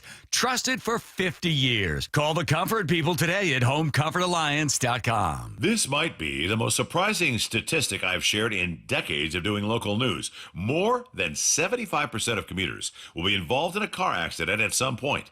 JP Pendergast of Pendergast Law with more. What makes it more surprising? The average person will be involved in 3 to 4 collisions in their lifetime. With accidents unbelievably prevalent, what are some safety tips if it happens to you? Safety first. Secondary collisions are not uncommon while awaiting help. Turn on those hazards and remain in a safe place. If a bystander witnessed the accident, capture their information and encourage them to remain at the scene. Seek medical attention immediately if needed, as delaying can be a costly mistake. Lastly, remember that statements made to police and insurance adjusters can affect your case. Collisions are more common than we'd like to think. If you find yourself in one, follow these helpful tips and then call my friends at Pendergast Law. If you or a loved one's injured in a car accident, call Pendergast Law. We can help. PendergastLaw.com. Need to know. 15 minutes past every hour with Brock and Salk. Here's what you need to know. Up first. The Mariners are not just playing in the ALCS, Brock. They're leading the ALCS. They're already up 1-0 for all the conversation we've had today. Looking back at Friday night, what we saw last night, in some ways, was almost more impressive. It was an easier win. It didn't require all of the ups and downs and storylines and winner-take-all elements of Game 5. But because Game 5 had taken so much out of the team and they had such a quick turnaround to get to Toronto, about as far away as you're going to have to fly, to do what they did yesterday was really incredible. And that starts with Bryce Miller. He goes 6 innings, allows just 1 run. Dan Wilson said that was a lot more than they had hoped for. It's postseason, and you know, you have the ability to kind of see and assess as you go. And again, you know, I think the hope was to get through 4 and you know, then we could start working in the bullpen and getting those guys in there and you know, holding a lead if we had it, whatever. But again, like I said, the way it kept coming out of his hand, the way he, you know, just kept going out there and throwing up zeros was huge. And you know, it was evident that he wasn't wanting to come out of that one, and he didn't want him to come out of the game because he was just attacking, and it was awesome. And then Velo didn't dip. 75 starts in his career, and never one of them, the previous 74, did he average 96.3 miles an hour on that fastball. adrenaline's real, right? I mean, you've played in some big games. Adrenaline's a real thing, right? Yes. Remember that time I lifted the car off of you, Salk, when we were in Phoenix? I don't remember that now. Me either. I don't know whether But I've heard that happens. Yes, I've heard. But I'm sure you got to find and as a quarterback that you could be throwing high and you know too what the hard best and all too that, is? right? I'll tell you what else is the best is when that place was rocking. And Smoltzy and Joe Davis, and we'll try to get both those guys on this week, friends of the show. And when they talked about that early home run, right, on the first pitch of the game, do nothing but accelerate all of that noise and passion. You know what is the best thing as a quarterback or a pitcher? To shut them up. And for the next, whatever it was, 14 batters after the first, nothing. Those Canadians were sitting on their hands. Their Molsons were getting warm. Like they were just bored that you know what, because they couldn't do anything against him or the rest of the guys. I'm sure you saw Sarah Lang's, retweet 100 pitches. Yeah. 100 pitchers through 9 innings, the fewest in a postseason game. Like, what? After how many? 450 on Friday night or whatever it was? They were combined? swinging early and often, which I thought was an interesting strategy given some of the challenges the Mariners had in their bullpen, just with everybody being exhausted. But on the other side of it, offensively, quiet, very quiet through 5 2/3. And then they came to life, and it was, of course, the catcher who brought them there. The 2-2 to Cal. Swung on, blasted, right field. This is gonna go. It is gone. Cal Raleigh, oh Canada, a solo home run, and this game is tied. Cal has invaded Canada again, and he has done it. It's a brand new ball game. It's 1-1 in the 6th inning. A monster blast by Cal Raleigh. I'll allow it. I don't know whether I would have said it, but I'll allow it. Oh, Canada from Gary Hill. That was what they needed to get it going. Jorge Polanco, of course, with the other 2 runs driven in the game. Just incredible. Excellent at bats. He's driven in, 3 of the last 4 runs the team has scored. He really has been grinding through them. It's that simple. I know the Canadians are nice. They're nice people. Yeah. Sorry. I know they're very nice people, but they've got to hate Cal Raleigh. Like M's fans hate, I don't know, Paul Konerko or Mike Trout. That seemed to every time. They should blame their manager for saying he was pretty easy to get out if you pitched to him. Well, because Cal took that personally. He tried to change that narrative and called himself an immature manager at that point. But No, that's too late. You've already got his number. Shutout innings for Spire, Brash, Munoz as well. Everyone else got to rest. Game 2 will be, oddly, this afternoon, 2 p.m. start today. You can hear it on Seattle Sports. Trey Yasevich goes for Toronto. Logan Gilbert will get the rock for the Mariners. And then NLCS action later tonight. Brewers hosting the Dodgers. Here's the second thing you need to know. Yeah, what a win for the Seahawks. We spent a lot of time on the offense, Brock, and talking about Jackson Smith and Jigba. I did see somebody referring to it as Jacksonville after what he did in Jacksonville yesterday. 8 receptions, 162 yards, and a touchdown, 696 yards on the year. That's the most ever for a Seahawk through the first 6 games of the season. But on the other side, the defense is incredible. They got to the quarterback 17 times, sacked him 7, including this Saxonville. Second down and 9 out of the shotgun. ATN stays in the backfield. Here comes the rush again and again. Trevor Lawrence gets hit, gets bent, goes down, gets smashed. Holy catfish. DeMarcus Lawrence was there, but so was Chenna. Somebody got out of bed angry this morning because they're taking it out on Trevor Lawrence. Byron Murphy involved in that one as well. And in fact, Mike Macdonald, pretty impressed with the guys he criticized last week, said they didn't tackle all that well. He was pretty impressed. Had some guys down, missing Derek Hall, who's a great player. Hopefully he's back as soon as possible. But D-Law played a tremendous game. But he had 2 sacks. To be able to play the run the way we played the run, he's one of the guys leading the charge there. Just the mentality, too. I mean, the guy's just an absolute beast. Yes, he is. Yes, he is. And to do that, honestly, 12 points allowed, 7 sacks, all the pressure rate, 50%, the hits, he said, the most ever. And to do that without a few of your cogs, to do that without Spoon, to do that without Julian Love, to do that without Reek Woolen, to do that without Derek Hall, that's what really good teams do. Really good teams are deep teams. And didn't feel that way versus Tampa last week. all those guys were out, plus some, plus no D-Law. You felt his imprint all over that one yesterday. I would agree. 4-2 now, back into a tie atop the division with both the Rams and the Niners. Rams have been good. San Francisco lost, and they also lost Fred Warner now for the season to go with Nick Bosa. How's this possible? Like, there's an injury bug, and then I don't know what they've got. The last 2 years. I mean, they got a lot of older players. I mean, there is an element of, hey, Nick Bosa, Fred Warner, like a lot of, the tight end. You tear a bicep, you tear a pec, but you get a blown out ACL, you get a broken, dislocated ankle on trauma. Like, oh my. A lot of old guys, man. Those things do happen. Here's the third thing you need to know. Well, all the Kraken players were at the Mariner game Friday night, and then they went out the next night and must have taken some of those good vibes because for the first time in franchise history, they are 2-0. That thanks to an overtime win over an excellent Vegas team that I think everybody expects to compete for the Stanley Cup. Matty Beniers scored early, and then at the very, very, very, very, very end, Jared McCann had one as well. Oh my gosh, Schwartz cycles out. Peels away from Hurdle.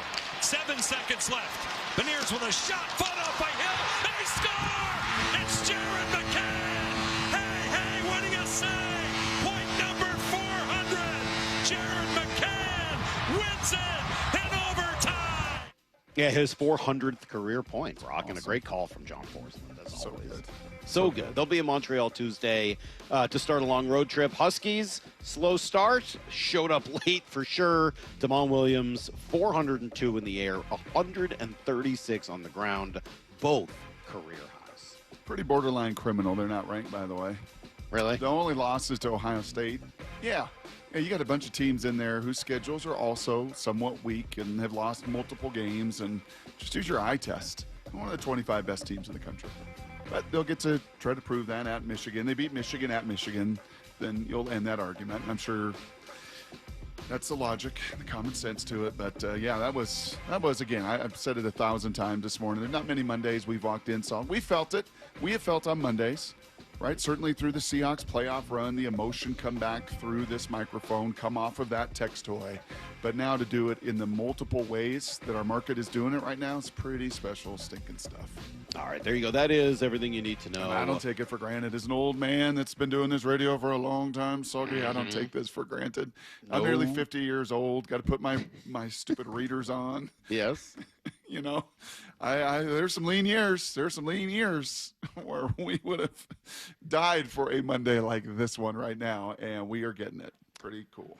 I'm not going to lie. It's a pretty big Monday, Brock. Rush tickets go on sale today. So I will be a little split focused here for the last couple hours of the show. What time is that? Well, Toronto tickets go on sale at 9. The pre-sale starts here in about 5 minutes. And then Chicago an hour after that. And then LA a couple hours after that. So I will be desperately trying Who's to opening for them? The Dead? The Dead opening? Nobody opens for Rush. They just play by themselves, baby. Don't need anybody to open. They take care of it themselves. We'll be right back with some takeaways from the weekend. Mariners, Seahawks, and everything coming up next on Brock and Salk.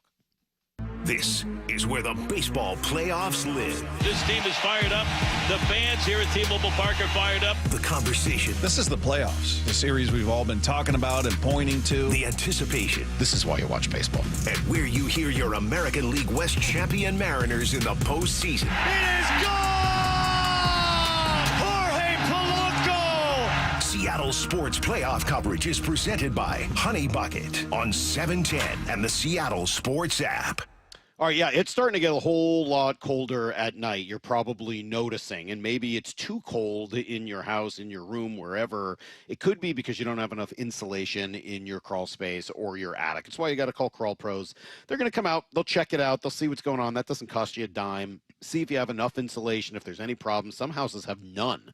And here's the best part. You could get help paying to get that all fixed up. If you're a PSC customer and your home was built before 1990, you could qualify to receive a rebate on up to 95% of the cost to properly insulate your crawl space and attic. Yeah, 95%. And then you'll save money long term because obviously that's going to take a ton off your heating and or cooling bills. So you got to act now. Many of these rebates end at the end of this year, which is coming up, including federal incentives. So let Crawl Pros come out and get your home home properly insulated now before the really cold weather shows up. If you're worried about critters, mold, water damage, insulation issues, or anything else related to your crawl space or attic, call Crawl Pros or visit crawlpros.com. Ladies and gentlemen, this is for you too. Stubborn fat is really hard to get rid of, and then there's all those gimmicky lasers, fat freezing methods, and prescriptions. Imagine a simple solution that takes just one day and provides immediate noticeable results. Introducing ProSculpt. ProSculpt uses air-assisted technology that's safe and gentle yet powerful, delivering instant fat-reducing and skin-tightening results. Performed by board-certified plastic surgeons while fully awake, ProSculpt contours your body with minimal downtime. It's designed to target those problem areas: waistline, neck, face, arms, thighs. ProSculpt gently removes unwanted fat and tightens loose skin with FDA-cleared plasma technology, all in a simple, guaranteed one-day procedure. ProSculpt is one and done. Schedule your free consultation at ProSculpt.com for $250 off. For powerful permanent fat removal and skin tightening that works for ladies and you men, it's ProSculpt.com. Change is always happening. It's part of life. And when it comes to music, change is all around us. Songs are rewritten, classics are remixed, bands and artists come and go. Even our taste in music changes. Here at Xfinity, we know there's still good in keeping some things the same. That's why we want to do our part with a 5-year price guarantee on our internet. It means no matter what changes, you get 5 years of the most reliable Wi-Fi with our best equipment included, for a price that stays exactly the same. Surprised? Life is full of them. One internet price, 5 years, guaranteed. Learn more at xfinity.com/deals. Restrictions apply. New residential customers only. Taxes and fees extra and subject to change. Most reliable Wi-Fi based on Open Signal Awards USA. Fixed Broadband Experience Report, August 2024. Seattle Sports has your chance to win 4 tickets to the Seahawks Monday Night Football game, October 20th. Head to the Seattle Sports app, click the Win tab in the bottom right corner, and enter to win. You can enter once per day, so the more times you enter through the Seattle Sports app, the better your odds. Do it every day, October 7th through October 13th. Details and rules at seattlesports.com/win. From the home of the Seahawks, Seattle Sports. Want more Seahawks content? Join me, G. Scott, on The Reset. New episodes of the podcast every Monday and Thursday on YouTube or on the Seattle Sports app. It's big, it's green, and it's crawling this way. It's $105,000 in cash, and it's here for you. Survive the piggy apocalypse every Friday night in October with hourly drawings from 6 till 10 p.m. with a chance to unearth up to 10 grand. And don't mind the zombies, they won't bite much. Fuel prices got you scared? Save up to 25 cents per gallon at Lummi Bay Market next to Silver Reef by using your Reef Rewards card. Silver Reef Casino Resort, located off I-5 exit 260. Ooh, that face. Quantum Fiber Internet loves that face. That's Jamila. Yay to Jamila. She's thinking outside the box from inside the box. Quantum Fiber Wi-Fi keeps her meeting game strong. From the back door to the front lawn. Rushing all of her video calls. Back to back video calls. Quantum Fiber Internet blowing the soxies up all those people in all those boxes. Yay to you. Switch today at quantumfiber.com. Additional pods may be needed to achieve Wi-Fi coverage in some locations. Limited availability. Service in select locations only. The LJ way is.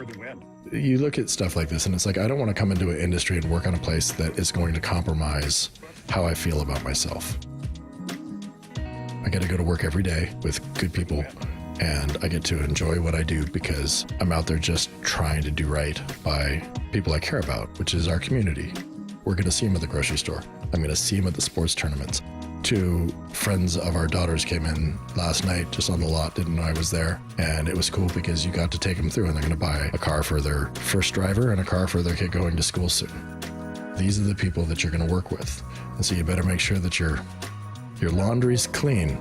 I don't think Lee Johnson specifically, right, Speedway Chevrolet, where I'm at, I don't think they've ever had a problem with the community of being able to stand up and look them in the eye and know that they did their job well. The LJ way is the Lee Johnson Auto family. From the Quantum Fiber Studio, you're listening to Brock and Salk. Weekdays 6 to 10. On Seattle Sports and 97.3 FM HD2. Yeah, this 253 text does raise a good question, Brock. Asking or saying, I wish Lyle could enjoy this moment with all of us, but he did say the season was over in July and like 8 other times. Right. So there is a question. Does Lyle get to enjoy it with the rest of us? And I think the answer is yes. There's room for Lyle, isn't there? Well, just like there's room for the humpy, right, in the 5 species of salmon, right? It might be the lowest on the ladder, but there's room for the humpy. There was always room for Howdy. I mean, through all of his different machinations, right, through all the times he saved players, saved their career, and ultimately didn't, like Howdy was along for the ride. So I think we can keep Lyle for sure. All right. For the record, I never came on here and said on these airwaves the season's over. You guys were just so gracious to take things I like to say off the air to the people and say the season's over. Okay. All right. Fair enough. It's a good point. This is where you say things of record, and if that was not on the record, Lyle, then no one shall ever speak of it again. Let's give some takeaways. Takeaways. Resiliency. This is a full weekend's worth, Brock. This is Mariners, Seahawks, you name it. Yep. And we'll bounce around. We'll do this a little up-tempo because we all got a lot to say, the 4 of us, and a lot of things to take away from one of the most epic weekends we can ever remember. Resiliency. Watching the Seahawks game yesterday, watching the Mariners last night, living through all of that journey on Friday night. Both of these teams share an awful lot of resiliency. Back them up against the wall. Oh, my gosh, we got to go to Jacksonville. Oh, my gosh, we're down 3 starters. Oh, my gosh, we're down in the game. Doesn't matter. They're going to respond. Oh, my gosh, we got to go to Toronto after getting hammered on Friday night. We got to fly across the continent. We got Bryce Miller, maybe can pitch on 4 innings on short. It doesn't matter. Just does not matter. Both of these pro teams that we are watching that share that same street, they are resilient suckers, and it was on full display over the last 3 days. Yeah, it's such a important part of sports these days, Brock, and it's a really difficult thing to define how you get there. How do you become resilient? You know, Pete talked a lot about grit and the whole Angela Duckworth stuff, and you know, that felt always to me to be much more individual about players who understood what it was like to fail and bounce back. Yep. But creating a whole team that shares that personality, especially in baseball, look, some of it happens because baseball players know they've played enough games. They know about the ups and downs of the season. They don't declare it over in July or any other time. It's just the way they're wired. But there has to be something innate in some groups, and some of it is just talent that allows them to bounce back. And it's building trust in each other. Like you're not a resilient crew. If I don't trust that Salk's going to give me room, if he's going to tee me up, if when ratings are down, if I don't trust that we're in this thing together, like you don't become a resilient team. And confidence has to play a role there as well, knowing that you're better than how you played in a loss or whatever. But you're absolutely right. Such an enormous part of this storyline. Takeaways. Brock, how many times, I'll go Seahawks, how many times did we reference Mark Schlereth telling us years ago, or maybe it was even Wyman and Bob, that you need to have a war daddy? You got to have a war daddy on the defensive line somewhere, either up front or on the edge, that the other team has to be aware of all times, at all times. Did you hear what he called Leonard Williams during that game? War daddy. Called him a war daddy, not one of the war boys like Jack Flaherty was for Detroit this week. I am awaited in Valhalla. No, a war daddy. Dude, he does everything. He rushes the quarterback from both the interior and the edge. He disrupts constantly. He tackles people. He gets downfield and saves touchdowns 15 yards downfield. Dude, he really is a war daddy. And of all the things the Seahawks have missed over the last 5, 7, 8 years, it's that. Somebody on the defense up front who you have to pay attention to every moment. I am just completely enamored with everything Leonard Williams does out there. I love him. So then what is the little fire hydrant next to him? That's got He's more really sacks. That's got more sacks than Myles Garrett, more sacks than Trey Hendrickson, leads D tackles, 4.5 sacks. What is Byron Murphy? Is he a battle daddy? I don't know, but I think he's son? probably benefiting a little bit from the amount of attention that Leonard gets, but he's doing exactly what you're supposed to do in those moments. So, yeah, credit to Byron Murphy as well, but I am just over the moon for Leonard Williams, man. Takeaways. stick with the Seahawks here because we've been doing a lot of Mariners. We already talked about Jackson Smith-Njigba is doing more than I think anyone but maybe G. Imagine this year. He now leads the league in receiving yards with 696, and he has 13 catches of 20 yards or more. He's incredible, but I actually wanted to say that I think the tight ends deserve a little bit of credit for the assist. With the run game pretty much non-existent or them having some struggles there, the Hawks have been able to do a lot of their downfield damage to JSN out of those two tight end sets where Barner and Arroyo need to be accounted for or where they're big helps in blocking. Hey, Maura, how good has JSN been? 9 for 124, 8 for 103, 5 for 96, 4 for 79, 8 for 132, 8 for 162. Salk and I don't play fantasy football, but I'm going to guess those are pretty elite numbers. They seem to be. Yeah, I have him on a team. He's been pretty helpful. Oh, yes, you do. Takeaways. All right, Lau. Well, I thought you guys were done here. Morgan can finish what she was saying. That's fine. Oh, no, I was just going to see if Brock agreed that the tight ends are helping him do that. 100%. The scheme is helping. Oh, gosh. JSN with no DK and no Tyler Lockett. He's going to get exposed. Oh, really? I don't know. Put some good scheme, bind it all together, make things look the same, mix in play action pass, get under center, move JSN around. Yeah, he's got everything in his holster he needs to be a number one, and he's turned into that. All right, Lyle, what do you got? I think somebody's got to say it, or at least put the thought out there. There's a real world on Friday night that Tarek Skubal and Scott Boras made some business decisions. Whoa. You think Skubal didn't want to pitch one more inning because he wants to get paid one day? I mean, that man was at 99 pitches, pumping 101. Your season is on the line. How on earth are you taking yourself out of the game? And it's not just me that said it. Goldie said it too. I mean, Aaron Goldsmith tweeted after the game when the Mariners won Game 5. He said, "I'll truly never understand why Skubal didn't pitch the 7th. One of the most dominating starts in postseason history. If Skubal goes one more inning, Vest pitches 8-9, that could have been the ball game." I think there's a real world he might have been making some business decisions. This is a guy that's going to be set to get paid roughly $400 million a year from now, and Scott Boras is his agent. I don't know, man. Seems a little fishy. That's hard for me to get behind, Lyle. That's hard. It's easier for me to imagine that he's a guy who truly believes in giving it his all and then being honest when he's used it all up. And it did seem in that moment how fired up he was coming off the field in the 6th, like he had just used it all up. I don't know. And you don't know the conversations ahead of time. Hey, give me this, give me that. If you can get to here, he's pitched a lot in the post. I don't know. I'm not willing to say business decision. Remember those books, Salk? Everything I learned in kindergarten. Everything I learned in baseball, I learned watching Little League Baseball. And all I know is that when Titus's teams through those years would face monsters, and there was this monster from North Carolina we faced in Branson, Missouri. I mean, he had to be throwing the equivalent of 100 miles an hour. We couldn't even if we had a foul tip, it was a celebration in the family section. And then when that monster went out, you breathed life into everybody else. Yep. And when he went out of that game, it breathed a bit of hope in everybody else, and wasn't surprised to see them respond right away in the next inning. Takeaways. Stars. Oh, we trade DK. Who's going to be our star? Our market's devoid of stars. Oh, the Mariners are good, but they don't have stars. The Seahawks are good. Some good blue chip, but they don't have stars. Are we watching some stars emerge right before our eyes this year? We certainly have with Cal Raleigh. Become one of the stars in all of baseball with what he did this year. And, man, I wish that AL MVP vote could wait till the World Series was over, because I think Cal would then win it running away.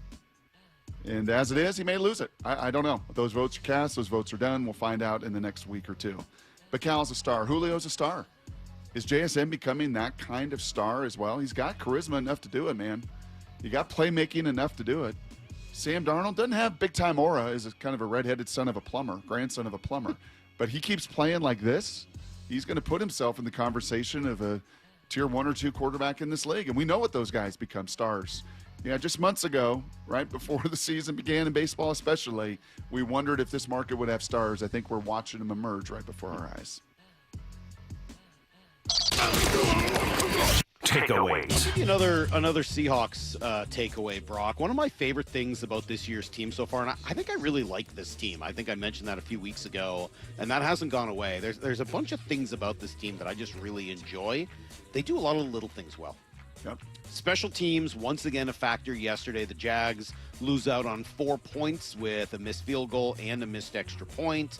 Then the Seahawks stop them on an extra 2-point conversion. So, I mean, really, that's 6 points right there. Plus, they had a couple of lousy punts. The Seahawks have really been excellent and had their game really tight in the special teams. Have they missed some kicks? Yes, of course they have. All teams are going to miss a kick or two over the course of the season. But in general, the things that you can really control, I think they've been tremendous in special teams. They also win the middle period, as you mentioned last week. Yep. This year, you get a stop, you force the missed field goal, then you kick a field goal, and then you come back and score a touchdown. That's a 13-point swing. Enormous. 13-point swing Enormous. right in the middle couple minutes of the game.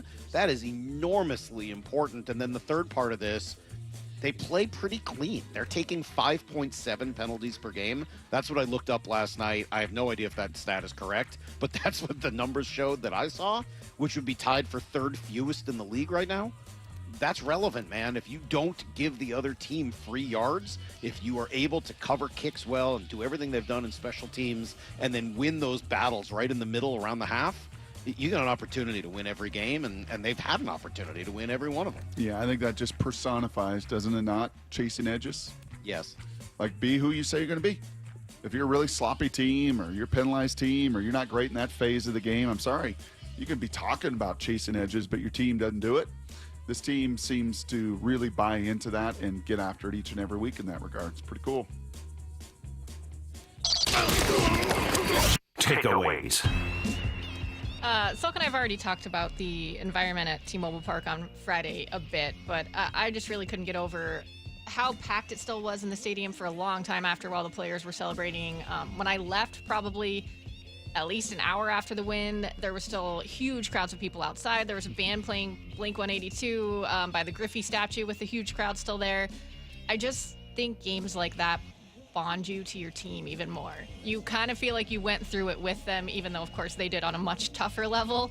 I know, I'm sorry, it's the Red Sox, but that's where I grew up. I remembered in 04, those games going to a lot of extra innings and just random people at the bar who weren't even a fan of either team being so invested. And like Brock was saying, we saw that on social media Friday night. So many people being intrigued by that game. And I just think it's a cool bonding experience with the team for those fans Friday night. And I've been to 3 Mariners playoffs games now, and they've all gone extra innings. It's crazy. a roller coaster ride, but I think it's such an experience and memory that you'll have for a lifetime. It's like to labor. be fair, they've only played 4 extra innings, only played 4 games at home during the time you've lived in Seattle. So the fact that the one game I didn't go to did not go to extra innings. that's true. Yep. That's true. That's really funny. And you were down in the tunnel waiting for it to end more? What was that like? Yeah, I was down there with a bunch of the reporters. We were, just all crowded around this little TV. I have to say the Mariner Moose deserves some credit too, because we kept seeing him go back and forth. I think they take him to different parts of the stadium to go up and hype up the fans. He and the people that work with him put in their steps that night, because he was just going back and forth and back and forth the entire 6 innings we were waiting down there. Well, the amount of sweat that must go into the Moose. Was that game night. not like labor, by the way, Salk? Was it? It's not something I've experienced. Just waiting for the birth, please. Are we close? Are we close? Are we I don't have dilated that network? experience either. Yeah. Oh. The Salk family just goes scheduled C-sections, in and out, see you later. We don't wait around for any of that stuff. Yes. Takeaways. I couldn't help but notice Brock and I used some similar terminology to talk about Game 1 last night, and I think it's fair. They stole Game 1 last night. That was look, they outplayed the Blue Jays, don't get me wrong. The actual innings 1 through 9, the Mariners outplayed Toronto, but you go into Toronto with an exhausted pitching staff. Bryce Miller's on 3 days rest. Blue Jays are rested. They're throwing their ace. There was plenty of people. If you look at some of the national media going into Game 1, they said, look, just a game that's going to be hard for Seattle when you come off a 15-inning affair and you travel on a delayed flight and the Blue Jays are rested. And they go out and they steal Game 1. they take it in a game where they were not favored. I thought that was incredibly impressive. Well, and that does seem to be what they've done all year long, right? Like each time the odds kind of stack up against them, Lyle, and I'm not trying to give you grief, but it is honestly why I thought you were wrong on the Tarek Skubal fear. Like, yeah, they've seen that. Every time you start at look at this lineup the Mariners are putting out there today, and this guy's hurt, and why is this guy in the lineup? Oh, they find a way to win 4-2. And look at who they're facing right now, and they're coming off this, and now they've got to face yeah, that's all right. They'll just go out and beat them. Like, they just, for whatever reason, have risen to the occasion in those big moments. And I thought that it did give them a chance last night, even though, you're right, on paper, you look at it and you're like, this should be a loss. Nope. No, they just confound you at every opportunity. Kind of like Serve Pro. They're at their best when it's a mess. Old Viking receiver Mario Casello, shout out to you. I know you were watching the Mariners. You work over there at Serve Pro. But honestly, when everything is humming and expectation, they're okay. But when it gets messy and when it gets hard and when it gets difficult and their backs are against the wall, just how many times do we need to see them respond before we say, yeah, I got faith in these dudes, man. They are going to respond to the call. Takeaways. Miss Mora, were you able to roll in the scientific reason why Humpy won? Yes. So this comes from our esteemed friend. He was a fisheries major at the University of Washington. A broken femur ended his high school football career in his career early, but he roomed with Kevin Gogan and many of the Husky football players, Salk. He studied the species up in Alaska. He is Captain Tom Nelson of the outdoor line, and he gave us a very scientific reason as to why Humpy finally delivered in race number 85. It's time to give the lowly Humpy its due. Yes, it is the least desirable of all 5 species of Pacific salmon, but in an odd year, in its migratory year, it will not be outdone. Remember, Humpy's only run in odd years, such as 2023, 2025. The Humpy is abundant, the Humpy's fast, the Humpy's athletic, because this is a Humpy year. Ankarika Skurbushka for the win. What was that last part? That's a scientific name. That's not the word that I used. I thought we were going to Russia with the babushkas. Babushka? Yeah, that's how I heard it. It's an odd year. So it's an odd year. What's the dance in the Addams Family? The mamushka. It is Encore, ONCORHYNCHUS, Gorbushka. Yes. Gorbushka. Ah. Gorbushka. All right, we got to get Gomez Adams out here to talk about that. Thank you, Nelly. Takeaways. Did you think Cal was safe in the first inning yesterday? I think so. I would have challenged it. I think so. But it is one of those plays. Think to challenge. I got to know so. Why? You get 2 challenges in the playoffs, plus there's there's possibility of a crew chief review. They really don't force you to not challenge anything in baseball. Yeah, that's the only challenge you have, but you can always ask for a crew chief review, and they'll go out and do it. So you don't really have much to lose by challenging. I don't know. I thought they should have, but it is one of those situations, and I've mentioned this before, I would have hated that for baseball if video overrules that. That's not what video is for in my book. The guy is leaning down. He's trying not to get hurt. Nobody wants to get hurt on that play. So the tag goes where it goes. The throw beat him. In my view, that has been an out in baseball for 100 years. If you end up calling him safe because he slides under the tag, I get it. And I do actually think replay might have shown that it was very close enough to challenge. But it is another of those things. I want replay in baseball to overturn just bad calls. Yeah, you want JP last night to tap twice on his helmet on that. I would have been okay with that one. Yeah, that's a bad call. Bad call. But in general, the ones that are I don't need replay to come in and look at every millimeter. I just don't want it in baseball the way I like it in football. Yep, fair. All right, can we sneak last two? Just sneak our last 2 in here. Takeaways. We were talking on our text thread yesterday about the Seahawks' kind of struggles to run the ball recently and noticing maybe a little drop in offensive line play. And I'm just wondering, this is more of a question than a takeaway, Are we missing Robbie Utes maybe more than we've talked about? Good question, Maura. I had a question on mine as well, which was essentially, Brock, why can't the Seahawks run the ball better? Yep. Well, I was going to give you that answer, their Salk, offensive line's been great with the pass. I mean, they've been incredible in pass protection. Yep. How come they can't run the ball? Yeah, I think it is a great question for Mike Macdonald. He's going to say because of a multitude of reasons. Because on any given play, we're not targeting the right way. Our hands aren't in the right spot. On some given plays, they got more numbers than we do on any given play. We're just not on every last detail of it because we're 5-6 weeks into this system that requires some time on task. I think he's going to say all those things. But I will say this. They are 23rd in the league at 104 yards a game. Not good enough, right? They're 27th in the league at 3.7 yards per carry. Again, not good enough. They're 5th in the league in attempts. So this is not, I'm getting away from the run game. No, we want to be a run team. We want to run the ball, and we're going to be committed to doing so. And that commitment to it of being 5th in the league, guess what else that does? Set up that protection. Guess what else that does? Set up AJ Barner so he can stick the dagger right in the heart of Jacksonville to end that game, because that run and that show of run and being committed to that run does have some positive fruit, even if it's not born in rushing yards.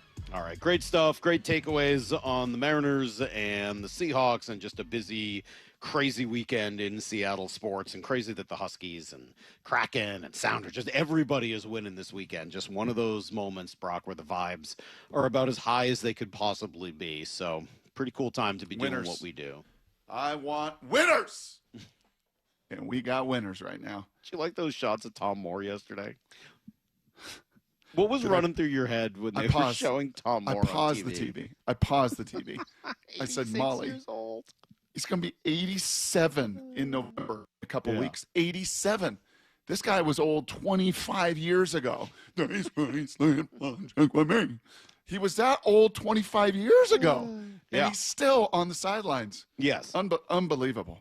It is pretty unbelievable. It still has hair, like great hair, like unbelievable. Yeah, I thought he looked pretty good out there. Smoke like a chimney. Oh, it's amazing. Just amazing. Anywho. All right, we're going to come back here in a moment.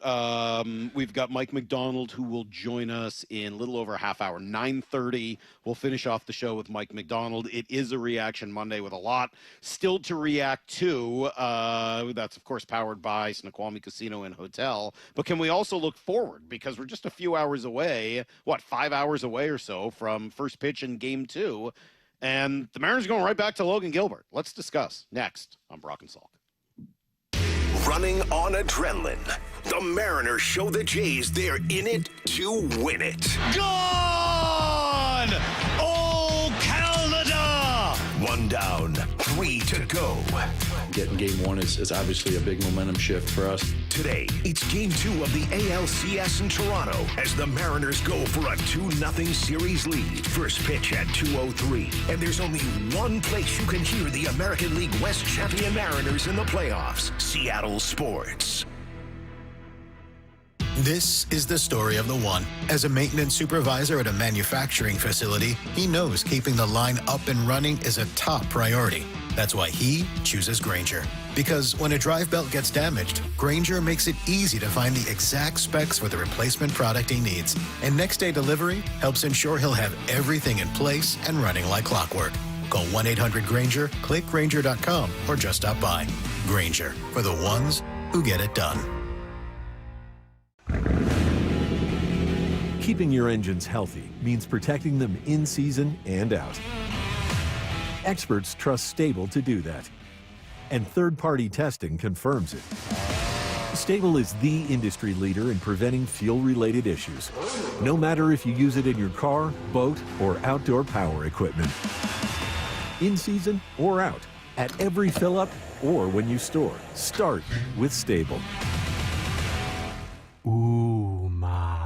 What was that? That is business phone bliss with the Ooma Cloud Phone System. It handles all our voice, video, and messaging needs. You sound very... Calm? I am. Ooma has everything I need to run my business more efficiently, like virtual receptionist, call routing, and video conferencing. And it starts at just $19.95 per month per user, plus taxes and fees. Ooma. Nice. Find your business comm at ooma.com/radio. This message comes from Viking, committed to exploring the world in comfort. Journey through the heart of Europe on an elegant Viking longship with thoughtful service, destination-focused dining, and cultural enrichment on board and on shore. With small ships that bring travelers closer to the destination, there's more time to explore. And every Viking voyage is all-inclusive, with no children and no casinos. Discover more at Viking.com. Seaport Airlines. If airport slowdowns and delays have you rethinking your trip, well, there's an easier way to fly. Seaport Airlines flies TSA free with service between Portland Business Aviation and Seattle's Boeing Field. No delays, no stress. Book today at flyseaportair.com. Tired of uneven heating, noisy systems, and high energy bills? The Quilt Ductless Heat Pump from Home Comfort Alliance gives you room-by-room control and serious savings with every system, and every system qualifies for max tax credits. Call the comfort people at homecomfortalliance.com. You're listening to Leaf Filter Radio, and the guru of gutter protection himself, Chris Coonahan, is here to take your most pressing leaf-related questions. Hey, everybody, Chris here. I understand we have Ron on the line. Ron, where are you calling from? Uh-oh. Ron, are you calling from a ladder? Well, I was. I wanted to ask Chris what I need to do to get my gutters ready to have leaf filter installed. Oh, Ron, you don't have to do anything. A Leaf Filter Trusted Pro will come out and clean out your gutters, realign and seal your gutters, and install Leaf Filter, America's #1 gutter protection system. So I didn't need to get on this ladder? Ron, Leaf Filter Trusted Pros are in your neighborhood and ready to help. Just visit leaffilter.com/deal to schedule your free gutter inspection and get up to 30% off. Thank goodness. What was that site? To get this special radio offer, go to leaffilter.com/deal for your free gutter inspection today and get up to 30% off. That's leaffilter.com/deal for up to 30% off. leaffilter.com/deal. See representative for warranty details. Craving something different after dark? Bellevue Adventures brings you night climbs every Thursday at 6 and 7 p.m., where adventure meets atmosphere. Our aerial park glows with string lights, guiding you through a thrilling nighttime experience. Just you, nature, and the night. No distractions, only discovery. Perfect for team building, families, solo adventure, even a date night. Book now at bellevue-adventures.com and light up your next adventure. Dave Wyman here, and after 20 years of living in our home, our window seals started breaking. That's when I called Harley Exteriors. They're huge fans of our teams and regular listeners at the station, but what really sold me was their Olympic Series windows, built right here in Washington, designed for Pacific Northwest homes and climate. That means cooler in the summer, warmer in the winter. They're beautiful windows that last up to 60 years, and they'll help with noise, too. Harley Exteriors knows you've been spending a ton on playoff tickets, so they have a special deal for Seattle sports listeners. No interest and no payments for an entire year. Also, buy one window and get the second one 40% off, and take another $200 off your entire project. They're the friendliest team and so easy to work with. You call the number and the person on the other line asks, "How can I make you smile today?" Just give them a ring and tell them you heard our ad. Call 833-HARLEY. That's 833-HARLEY, or go to harleyexteriors.com. Baseball's postseason is here. Seattle Sports Playoff coverage is presented by Honey Bucket, 710 KIRO AM Seattle and KIRO FM HD2 Tacoma. Get in the freaking auto! From the Quantum Fiber Studio, this is Brock and Salk on Seattle Sports. Brock Heward and Matt Marcus. Sorry about just Mike. Heward, not exactly Joe Cap there in the pocket. Now here are your hosts, Brock Heward and Mike Salk. All right, Mike Macdonald will be with us here in a half hour to talk through a big win for the Seahawks yesterday. Big congrats to them. Defense was awesome. Sam Darnold was great. Huge credit to Jackson Smith and Jigba, who was awesome. So a lot of football still to come. And, we'll have a good talk with Mike Macdonald about that coming up in just a half hour.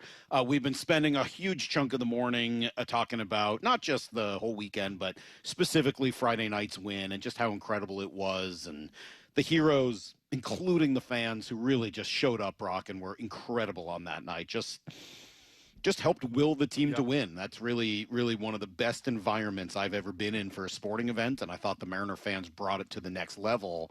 tonight or today, it's weird to play a 5 p.m. East Coast time game, 2 o'clock our time this afternoon. They get right back to it. I kind of hate it. I really don't see why you should have to play an ALCS game at this time. Why do they do this? Is it I because don't of know. Monday Night Football? I don't know what it is, but I got to tell you, it pisses me off. Yes. Like this one I get it. ALDS, Yankees, yada, yada. You got to play an ALCS game at 2 o'clock in the afternoon?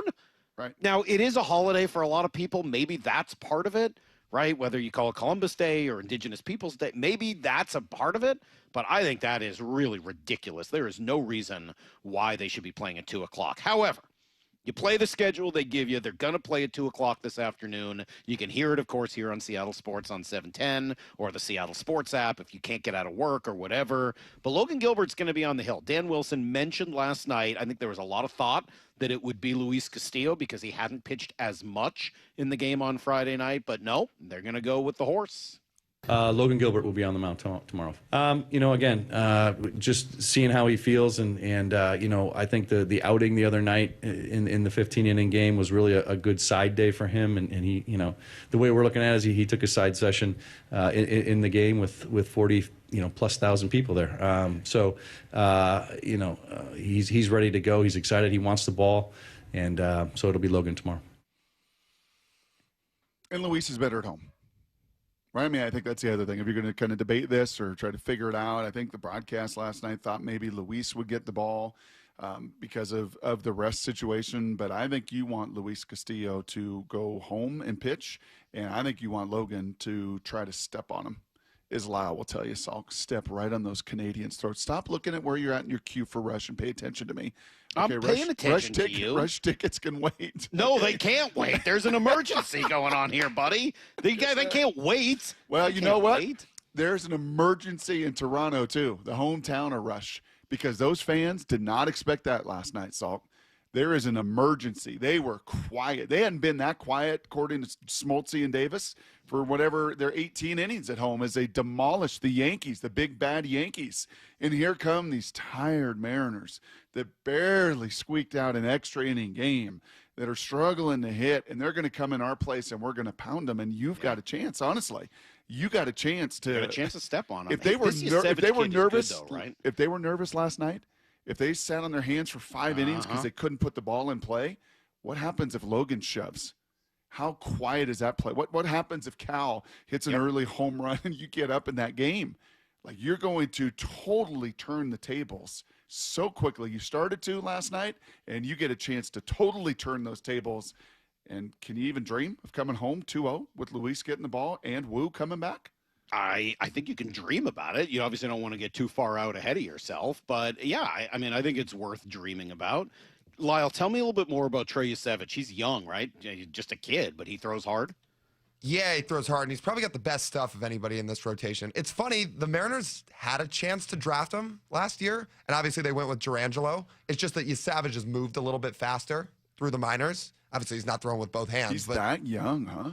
Wow. Yeah. Oh, yeah, he moved fast. And he has been really good in his handful of starts in the big leagues so far. So is this the best stuff, just pure stuff-wise, the Mariners will probably see in this series? Yeah, I think so. But he's also a rookie, hasn't made a ton of starts, he's pitching in a playoff game. The Mariners could jump on him. That feels like a kind of guy you can grind. That feels like the kind of guy that when you're 9 deep in a lineup and you're looking for a pocket to just take a breath, and there's not really that pocket in this Mariners lineup right now, that feels like the kind of opportunity for that young of a player to, maybe make some real noise early in this game. And again, just put all of that's what I felt last night. I didn't hear the Blue Jays fans booing their team like the Detroit Tigers fans. No, they had other people to boo. They booed Cal Raleigh, Brock. You know that, right? There was some booing of Cal. He heard it. Let me play you the sound. This is what Cal had to say about it. It is cut. I don't know. Maura can probably figure it out faster. Cut 9. Yeah, we know the fans here. They're a really good fan base, and we've been here before, and they show up really well. It's a hostile environment, so we all knew it was going to be coming today, and everybody was going to be getting that kind of treatment, and that's what it's like in playoff baseball. So Like I said, you tune that stuff out and you try to go out there and execute and slow the game down just like you do, at home as well. Or you fuel it. Or it fuels a big number. It sure seems to, man. I mean, he really does respond to being in the spotlight like that. And he loves hitting there. Single early. The ball that he hit into right field was absolutely clobbered. That was a no-doubter. It's gone as soon as he hit it. See you later. 30 rows up. I mean, that was a pretty magnificent shot from Cal. But I thought that Smoltz and Joe Davis did and even Tom Verducci did a nice job of showing Cal going out and talking to Bryce Miller. I didn't end up including this in my takeaways. I thought Bryce looked a little nervous in the first inning. He'd given up the home run. He had the long walk to Luke's. Another batter reaches. And he kind of had – and now, look, Bryce has kind of a baby face, but he did just kind of look like, uh-oh. And I had a feeling like, oh, no, what if the moment is either too big for him or he just doesn't have it and, he's trying to pitch on short rest and there's no confidence in it. And Cal, of course, comes out and he talks to him and he has that little conversation and he just seems to center these guys. There was a moment. This is actually one of my favorite moments on Friday. I have no idea what he says. But there was a moment. We talked about that a little. I have some cuts if you want. Oh, play it. Let me hear. Let me hear what he has to say. Logan said sometimes he says nothing and he just stares at him, that his mound visits are weird. So I'm so glad Bryce you said Miller that. said. Oh, sorry. Go ahead. No, play the Bryce Miller. Okay. I don't know. I don't even remember that conversation. I don't know. That was after we had first and second? Yeah, first and second. I don't know. That was a hectic inning. I don't know. He usually doesn't have much to say, but it's more of he comes out. He sometimes he thinks he has jokes, and I give him a courtesy laugh, a little chuckle, and settle back down and keep going. But no, he's always really good with timing, when to come out and when he knows that we need to slow down and get us back in the zone. And that's what I don't remember the convo at all, but I'm sure that's how it went. Baseball players talking about those mound visits are always hilarious, whether it's in movies or even, was it Vinny Pasquantino a couple of weeks ago, right? Talking about how he doesn't speak any Spanish, so he has no idea what to say or what's being talked about in some of the mound visits, but he tries to, pitch in at the end with a little bit of encouragement. There was a moment on Friday night, Brock, where Logan and Cal Cal came out to visit with Logan late, obviously, in that game. And they were out there for just the two of them. Nobody else came over. And I just had this man, these two best friends who've, I don't want to say grown up together, but grown up as big leaguers and minor leaguers together, just standing out there. It almost felt like they were just taking it in, the two of them. I'm sure they were talking strategy or whatever, but in my mind, they were just taking it in, and they actually turned around so that Cal was facing the plate and Logan was facing out towards second base. And I just man, these two guys, these friends out there together, how cool would that be? So cool. I got the opportunity to walk up the 18th fairway at Pebble Beach with my best friend a couple of years ago. Can you imagine standing in front of 47,000 people going crazy in the 12th inning or whatever it was with your best friend? That's pretty amazing. Cool. It was touching. So cool, and you're right, Maura. Whether things are said or unsaid, it's just that relationship. Verducci knows it. Smoltz knows. Those guys that have been around it, they know it, they feel it, and I'll tell you what, man, Cal loves hitting in that place. He has done damage there. Whether it's the psychology, whether it's the matchup, whether it is the eye, the view, whatever it may be, he loves hitting there, and whew, they got a chance to do some really special stuff to jump on these guys 2-0 this afternoon. All right, really incredible. Great weekend. Kudos to everyone involved. We'll come back. We'll take you through it one more time with Need to Know, and then Mike Macdonald less than 20 minutes away. It's Brock and Salk, Seattle Sports on 710 and the Seattle Sports YouTube page. Running on adrenaline, the Mariners show the Jays they're in it to win it. Gone! Oh, Canada! One down, 3 to go. Getting game one is obviously a big momentum shift for us. Today, it's game 2 of the ALCS in Toronto as the Mariners go for a 2-0 series lead. First pitch at 2:03, and there's only one place you can hear the American League West champion Mariners in the playoffs, Seattle Sports. Hi, I'm Michael from the War and Treaty. You know the jingle. Now discover the facts about Ozempic, a GLP-1. Only Novo Nordisk makes FDA-approved Ozempic. Learn about the real thing. Talk to your healthcare professional today. Call 1-833-OZEMPIC or visit Ozempic.com to view the medication guide and to learn more about Ozempic. Semaglutide injection 0.5 milligram, 1 milligram, and 2 milligrams.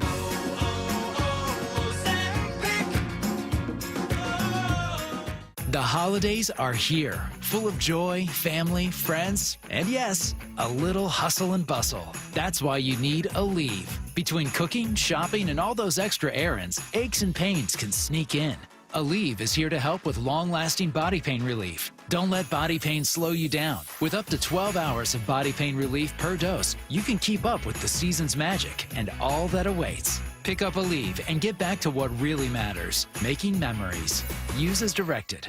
Cancer impacts so many families, including mine. Former Washington Husky Mario Bailey here. My mother was treated for cancer at UW Medicine.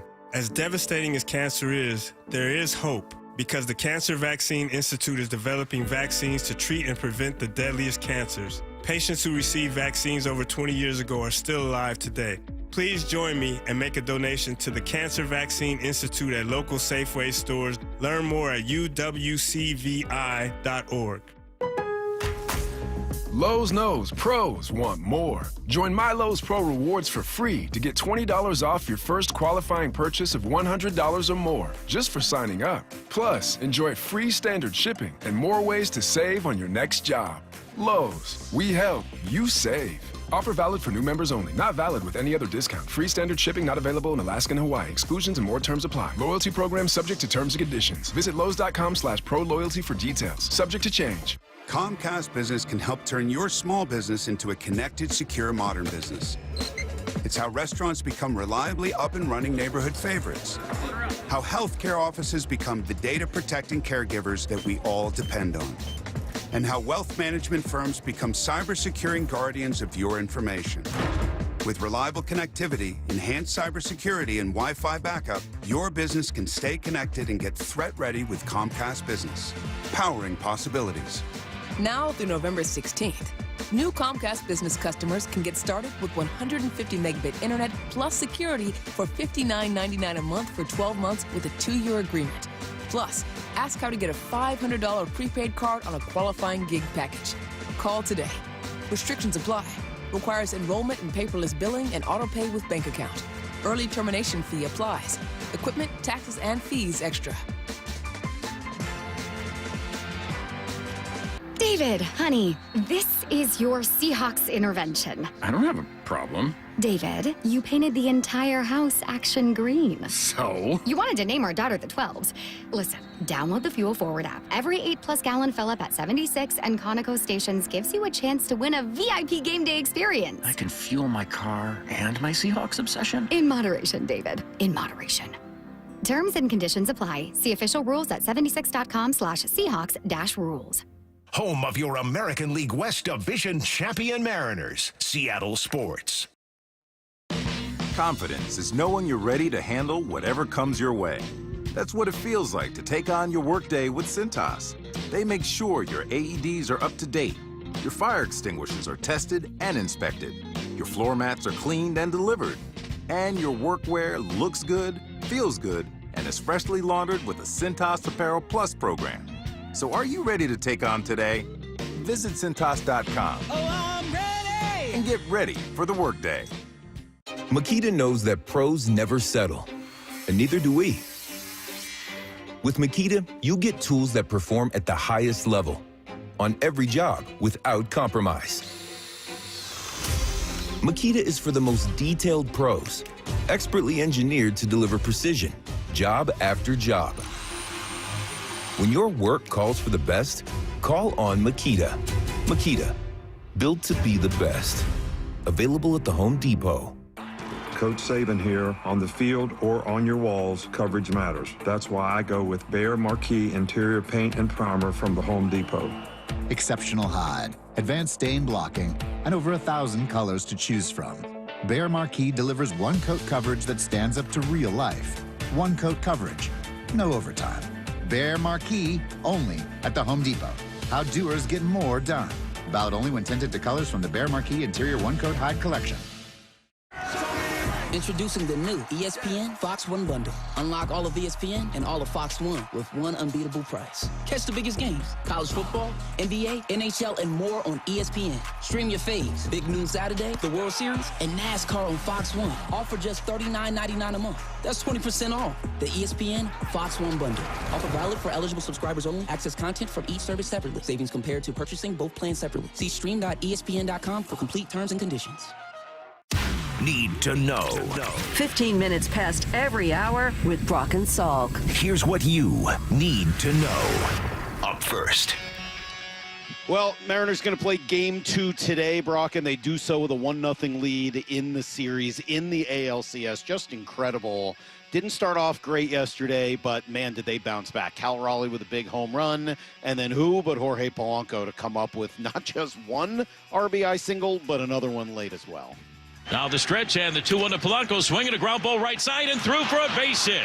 Here comes Randy on the score. From third down to second goes Julio, and Jorge Polanco, Mr. Timely, coming through with another RBI single, scoring Randy Arozarena, and it's now the Mariners 3 and the Blue Jays 1. He does it again tonight. It's been unbelievable.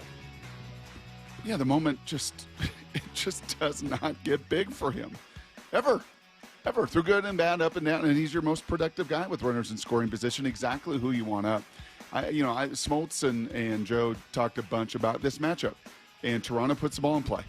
Like, it'll be pretty fascinating because, they're not a big swing and miss team. You are. And if you are some of that, then you better do the little things. And Arozarena gets on, and he steals second, and then he steals third, right? I mean, just that aggressive meter went up. Just doing the little things that hopefully can offset some of the swing and miss that you have. And then when you swing and hit, like Cal did early, they can, not early, whatever inning that was, the 6th inning, felt early compared to the 15-inning affair on Friday. But, man, these matchups are going to be very, very, very compelling theater. And the more time Polanco can be the main actor in it and up in those moments, the better for the Mariners. By clutch factor on Fangraphs, the most clutch hitter in Major League Baseball in 2025. Let's go. Jorge Polanco. Wow. Man, that's just pretty like amazing. We all knew it would be in February when he was signed. And on the other side, can you imagine? You know what? I won't even play the Bryce Miller, but I did ask earlier. Can you imagine if you had gotten this Polanco last year? Like, what if this Polanco appears last year? Do you go? Do you win 90 games and go to the postseason, and with an even better pitching staff, more healthy last year? It's so crazy. I guess when I say this is baseball, that's just baseball. It's kind of what you mean. You just never know. But huge game today, Game 2, swing game in the series. A chance to come back home up 2-0 as opposed to 1-1. Trey Yusevich goes for the Blue Jays, the ace. The guy who started opening day, Logan Gilbert, on the hill for the M's. Here's the second thing you need to know. Yeah, a lot of heroes for the Seahawks yesterday. Excited to talk to Mike Macdonald about all of them. Obviously, Jackson Smith and Jigba high on that list, Brock, with the 8 catches for 162. Obviously, the defense, incredible. But I just loved this play call. With the game on the line late and a chance to put them away, they took a chance, and it paid off. Darnold under center. Darnold's going to roll left. Has time. Look, steps up, throws back. Wide open, Barner. Makes a catch, 40, 30. Cuts back inside, 25, 20. Cuts back outside, look out. Barner goes down at the 12-yard line. Are you kidding me? Everybody rolls left. Barner, AJ Barner, goes back to the right side, and I mean, he was open all day. Pretty Couple great things play. on Great that. play call, well run. Couple things on that, man. You're sitting on that call, right? You get in that 12 personnel. Schlereth was talking about it. You get in the 2 tight ends look, and you hammer the ball, and you run the ball, right? And you see how those safeties are reacting, right? And you're looking at that film, Salk. You're looking at that between series. How is that guy coming down? And then you've run that play earlier, and 99 out of 100 times out of that set play action, what does that tight end do? He runs the over route, right? It's the get open route. And he starts that, and then he peels back to the corner, and he sold it so unbelievably beautifully. And then as he's about 15-yard line, I'm screaming, tuck the ball. because you knew some hawk was going to come down and try to punch that thing out. And thank goodness he turned his head at just that moment, squeezed it that much tighter, held on to it, and held on to a nice 20-12 win on the road. Yeah, pretty incredible. Kudos to the Seahawks as they find a way to win. They get to 4-2 now on the season. The defense with 7 sacks and 17 quarterback hits. Just an incredible performance.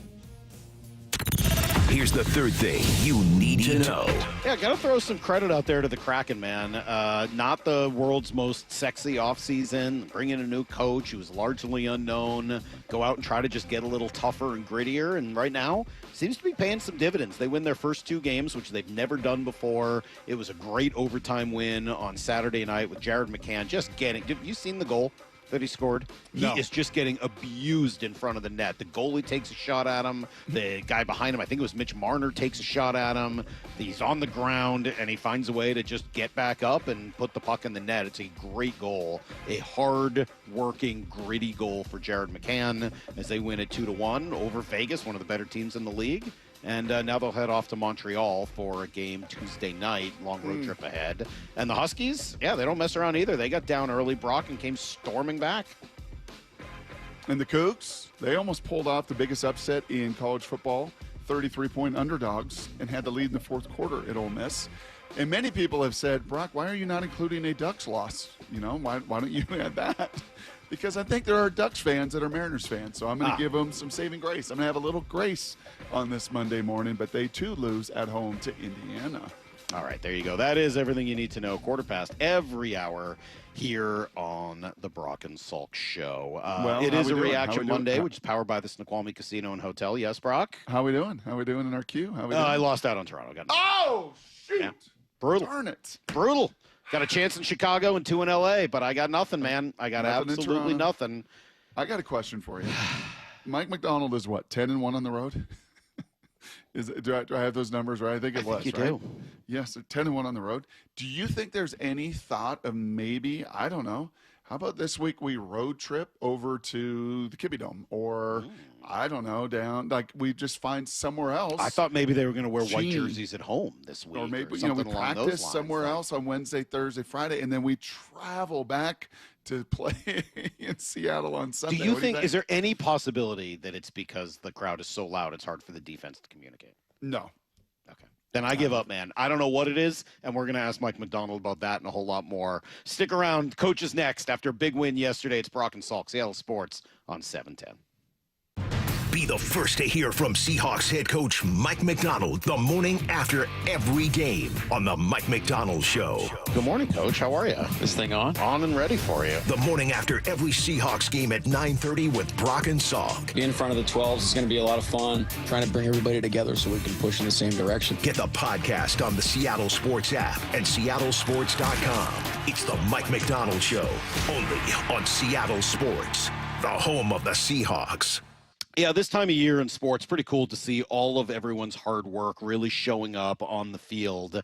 And hard work is important if you want to accomplish anything. Certainly doing a couple months of it, it can get you looking exactly how you want to look if you go through the same plan I did, Eastside Weight Loss Clinic. In just a couple short months, you could be down by 25, 35 pounds, maybe more. You could even do it by Thanksgiving. I did the program. I lost 25 pounds in the first month, 35 pounds overall, with no pills, no injections, no counting calories, no prepackaged meals. And the work, it's not even that hard because you're following a plan with good tasting food, fresh food that you buy at the grocery store, and a great team behind you with coaching, encouragement, and accountability as well. A couple of months, I'm telling you, you can do it. All it takes to get started is a free 15-minute phone call. Book one today at eastsideweightlossclinic.com. That's eastsideweightlossclinic.com. Dr. Ryan Coogan, D.C. Results may vary. 1-877 Cards for Kids. KARS Cards for Kids. Ready to get rid of that old car? Donate it to Cars for Kids. Call 1-877-CARS-FOR-KIDS to reach a friendly live agent. Donation's super easy, and your car can be picked up as soon as tomorrow. Call us now, 1-877-CARS-FOR-KIDS. 1-877-CARS-FOR-KIDS. Donate your car today. Did you know you can donate real estate too? The playoffs are here, and Toyota of Kirkland and Toyota of Renton are bringing the heat with a rotation that's built to win.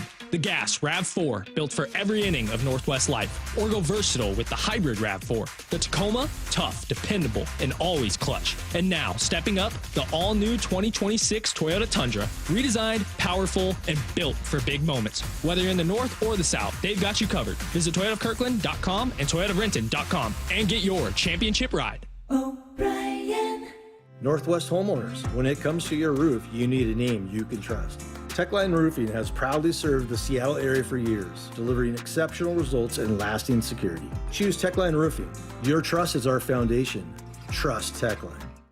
This Breast Cancer Awareness Month, choose care that puts you first. At Snoqualmie Valley Health, you won't wait weeks for a mammogram. Appointments are available now, just 30 minutes east of Seattle. Experience the difference with advanced 3D mammography and our new Breast Health Suite, designed for accuracy, comfort, and peace of mind. If you're 40 and older, yearly screenings are recommended, and no referral is needed if you haven't had a mammogram in the past year.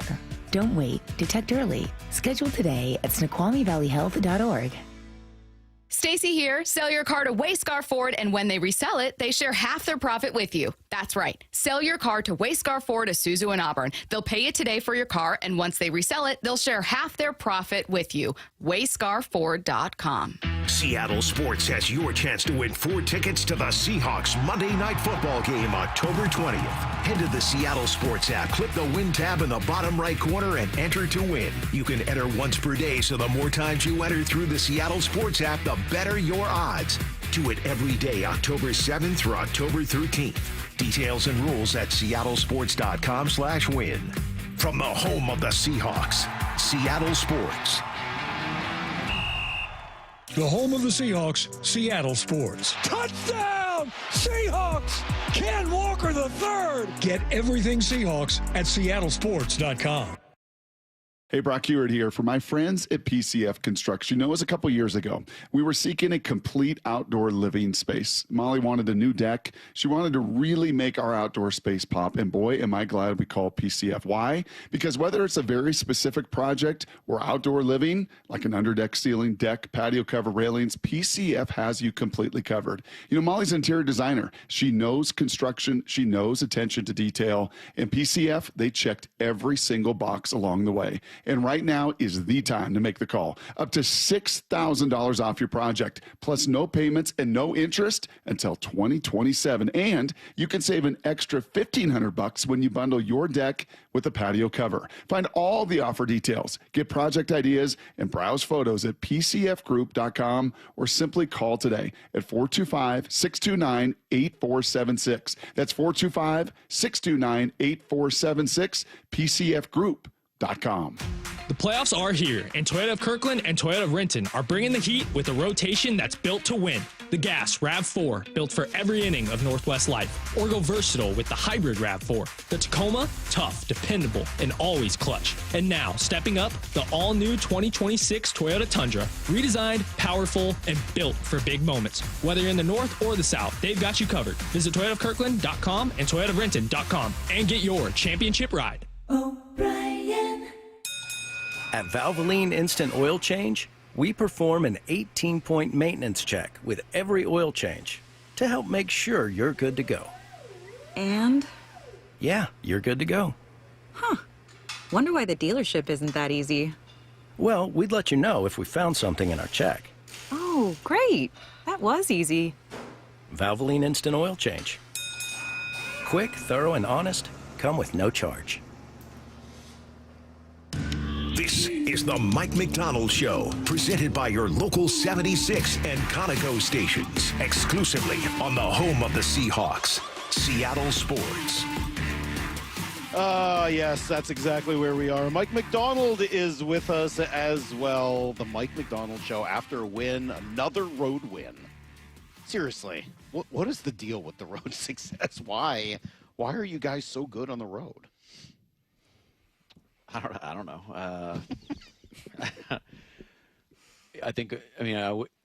I wish we had like a formula that we just dusted off and did it. I think it's probably more along the lines of we're always trying to figure out the best way to operate, and chasing edge is a real thing. Guys do a great job. A lot of our trips are multiple day trip. So I think there's something to be said about kind of being focused, getting on the plane on a Friday. You're kind of in it, and we're together for 3 days. But the guys do a great job on the road. Their mentality, especially this game, was something that we need to be able to build off of. Any thought of traveling up to, I don't know, Simon Fraser, over to Central, Kibbie Dome, and in Moscow, trying to practice for 3 days away, and then just get on the buses and travel back and play Friday, Saturday, Sunday, like a road trip here in Lumen? Oh, I've thought about it. Could you do that? We can, yeah. I mean, methods and principles. As long as Jody says it's okay, we can do whatever we want. How seriously have you considered that? Because I think it's kind of an interesting idea if the team just seems to react. I don't think I'd be a very popular head coach in the locker room. You got to make them think it's their idea. You got to work with somebody. Don't you have a player leadership council? Yeah. Kind of work with the leaders and make it seem like it's their idea. That'd be a heavy inception right there. There'd be multiple levels of the dream phase that you have to go down to make it their idea. When we talked to you last week, you were pretty transparent about your frustration with the tackling the week before. Yep. I really enjoyed the conversation trying to figure out what you can do about it and what that looks like from your perspective. A week later, what did you make of the tackling yesterday? It was vastly improved. It's a combination of things. I think the number one leading thing is our guys just decided that we were going to tackle. It's, because how we're training it, we're going to keep chasing that every week. And I think the other big thing that happened was our effort was very, very good. It was up to our standard yesterday. So, if you do miss, which we did, you're going to miss. You're not going to hit 100% of your tackles. If you are, that means you're not playing aggressively enough. So when you do miss, you need guys to clean it up for you and limit those extra yards. And that's the way the guys played. Mike, I'm only reporting the story and the facts here, so nothing funny, no funny business about it. But Brady Henderson covers you guys, tweeted this a couple hours ago that Mike Macdonald called out Kobe Bryant in a team meeting last Monday, expecting better tackling from one of the best players. The message was received. Kobe Bryant said, quote, "After the game, that's what we need, honestly," Bryant said. "It was much needed, and I'm thankful for that." Well, that tells you Kobe's personality and what he's like and how much of a study is. I wouldn't classify it as calling anything. We're not calling people out. We're just coaching, right? We're just trying to be great. Yeah, we're just coaching our guys all the time. That's all we're trying to do. Is we're chasing a standard, we're chasing a vision of who we want to be, and we tell each other the truth. We tell it with love. It's how we roll. We coach guys up, and our guys have been awesome, and they take coaching. So, but I wouldn't classify it as me calling them out or anything like that. He's got to play a big role, though, this past weekend, right? I mean, you got 3 starting guys out of the secondary. He's sort of the last one remaining starting in that secondary. How important, I know you got the ready squad and you got the guys ready to come in. You got to coach them that way. But how important does he become in a game like that as the last starter left? Well, Kobe's, he's a critical part of our defense. This guy attacks the ball. You saw yesterday his ability to make tackles in the alley, his range, the presence, the communication. All those things we need. Whoever's playing safety for us, but we need that from Kobe for us to play great defense. And I thought he played a really complete game yesterday. And some details we're not gonna call him out. But we're gonna coach guys up today when we meet and make sure we're really clean on our details here so we can move forward. But he's very. I'm not trying to make Kobe not less important than other guys, but all these guys are important. It's how you play together is what makes you successful. According to the former fired coaches and former players that somehow grade all of the film for PFF back east, Nick Emanwari was the second highest graded Seahawk defensive player yesterday, behind only Leonard Williams. Does your eye and evaluation match PFF's evaluation, Coach, from his performance yesterday? It's funny. I think the conversation was actually happened this week with the guys. It was. I think it was at the hotel. But the PFF, I respect what they're doing, and they do great stuff. But we don't look at it. It's just it's such an easy trap to be like, well, we grade our guys based off of our grades. So. I hope nobody's it's just we don't evaluate based off of how they evaluate. You know, I think not everybody would agree with that's how you should operate. But Nick played a good game. He played a really good game. He really helps us on the perimeter. You know, just So look at him out there. He just looks. He's an imposing figure out there, man. And there's so much room for growth. There's so much room for improvement. Not saying that like he didn't do anything bad or anything like that, but like as the game starts to slow down for him, and he understands like how he can play things a little bit maybe more aggressively and understand distributions and be ahead of plays more. He's always if he keeps doing that and keeps attacking that mentality, he's only going to play faster, and that's going to really help him. And he's going to start even making even more plays. So, but there's some really kind of some hidden yardage in there that he made tackles in, you know, second in kind of hairy situations, third down in hairy situations where he's able to create more advantageous situations for us where, you know, in games past, we haven't necessarily been 100% on some of those plays. So that really helped us. 17 hits on the quarterback, 7 sacks. I mean, those are pretty incredible numbers. You know, if you got to tell us, I know you're not going to give us the details on how that necessarily occurs in each individual, but who plays a big role in 17 hits on the quarterback? Everybody. It's everybody. It's everybody. It starts with our plan that we generate as coaches to give the guys a tight, clear plan, which I felt like we needed to improve on coming out of Tampa Bay, one that we can execute and do it at a high level, and the guys buying into that plan, preparing their butts off so they can go take advantage of it, play fast, and then you got to go execute. And in order to hit the quarterback, he's got to have the ball. So in order for him to have the ball, he can't have anywhere to throw.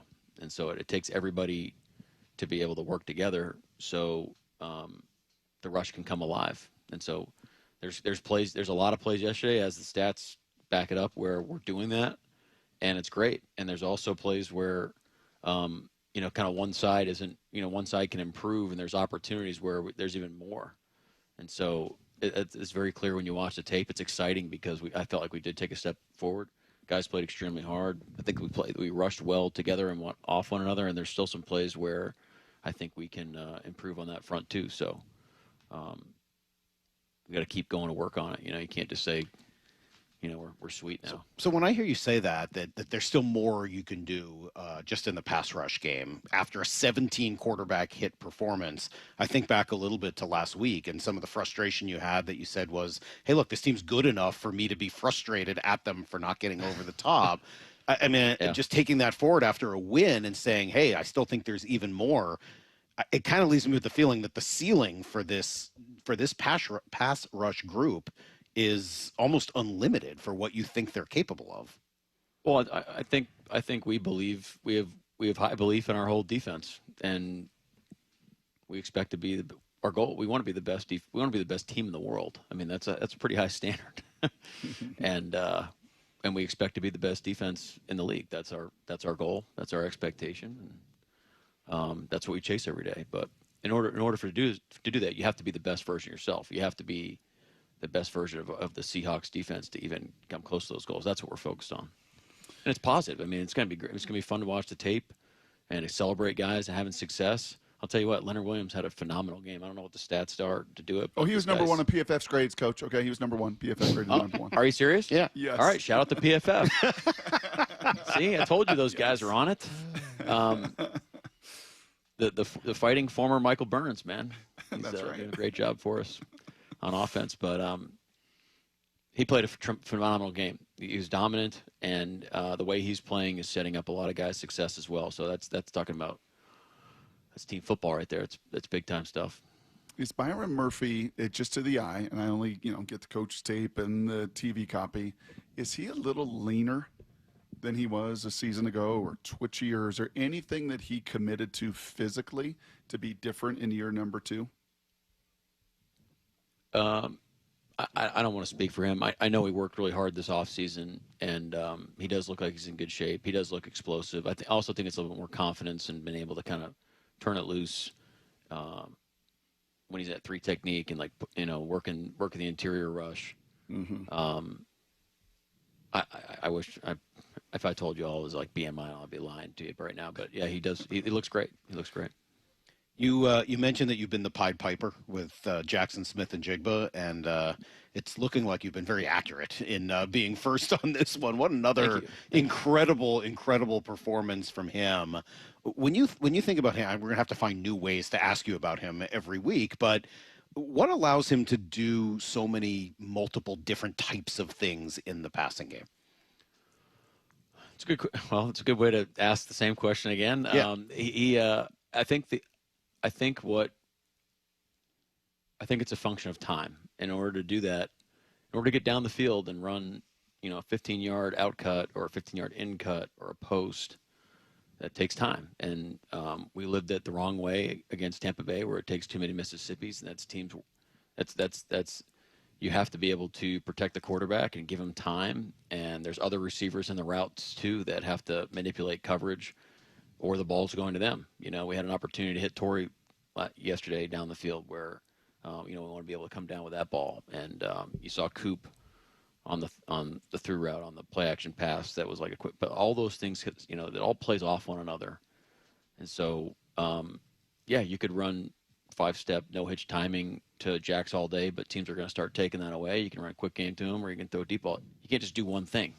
You got to have the whole, arsenal of all the plays at your disposal. So that's really tough to defend all the time, and take away the run game. So that's the type of stress we want to put on defenses, and right now we're doing that.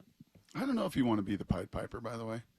I'm just looking at AI. The back. Do you know the back meaning of the Pied Piper? Actually, I really don't. So maybe he was take all the rats out. He did. It was a German folktale about a piper who rid the town of Hamlin of a rat infestation with his magical music, but then he wasn't paid. So in revenge, he led the town's children away into a mountain never to be heard of again.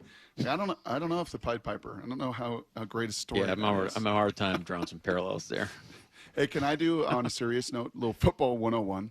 Can you teach me and Mike and our audience what it means to defend under center in today's NFL? Sam yesterday, 50% of his snaps under center. Under center, you guys are number 2 in the NFL offensively at 6.7 yards a play. Obviously, huge explosive plays have come from him playing under center. Just kind of football 101. We're all so used to seeing the QB in the shotgun so much that what does it do to a defense when you play that much, that effectively under center? Well, all plays are at your disposal. So you got to play it straight up defensively. There's not a lot. I mean, there's times where you can kind of tilt the scales in your favor under center, where teams have indicators and things like that. But for the most part, you got to play everything. As soon as you put the back offset, you cancel out a lot of offense, and that gives the defense the leg up now. There's just things you can counter on offense, and that you can play the whole if they know we know game. But that's probably the simplest answer. Gotcha. Run game, you can get to way more stuff under center. It goes both ways. The actions come alive more often, more easily under center.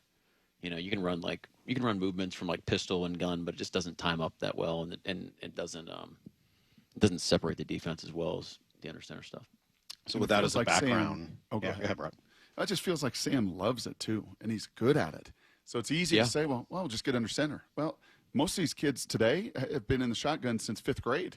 He feels like his game almost comes to life, rhythm-wise, timing-wise. Loves when he's under center. Is that fair? Yeah, even dropbacks under center are becoming more popular in the league nowadays.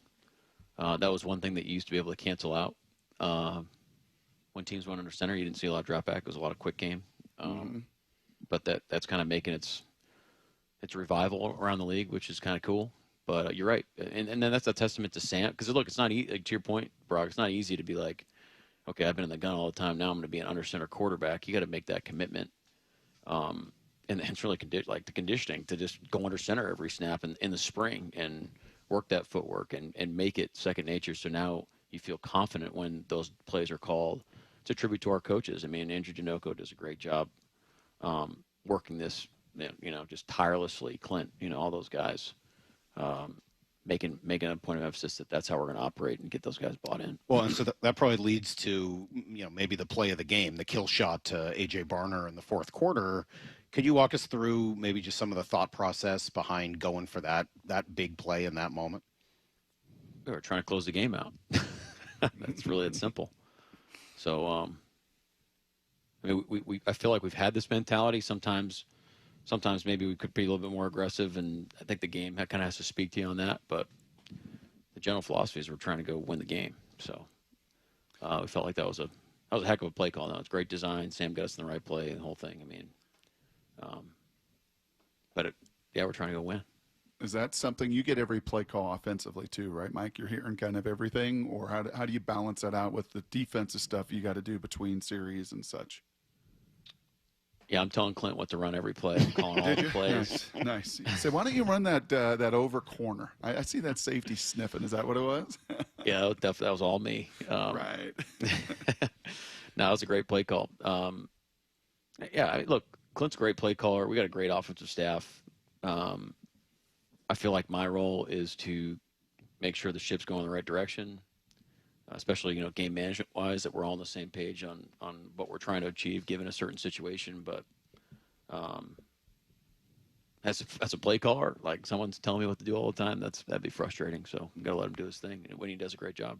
Can you help me understand? So one of the big commitments in the offseason was to a more complementary game and on offensively and really trying to get the run game going. And certainly it's not for lack of attempts. You guys have tried to run the ball a ton. For whatever reason, it has not taken off as well as the passing game. Is that teams are stacking the box against you and making it impossible, and you're taking what's there? Is there more that you can do in order to get the running game going? What has prevented that from being one of the strengths of the team so far? Yeah, it's all the above. I mean, we got to keep chiseling away at it. It's not we're just going to give up on our run game. Can't throw it 70 times a game and be the type of team that we want to be. Sure, I feel like we're on record with that, but. We've played some good fronts, a lot of great players, some good schemes. So that's part of it. And I also feel like we got to keep attacking, what we're running, how we're getting to plays, the biggest thing I'm seeing is just how we're executing it. I mean, they're solid, sound plays. They're plays we've been running since we got here in April. It's not like we're reinventing the wheel every week.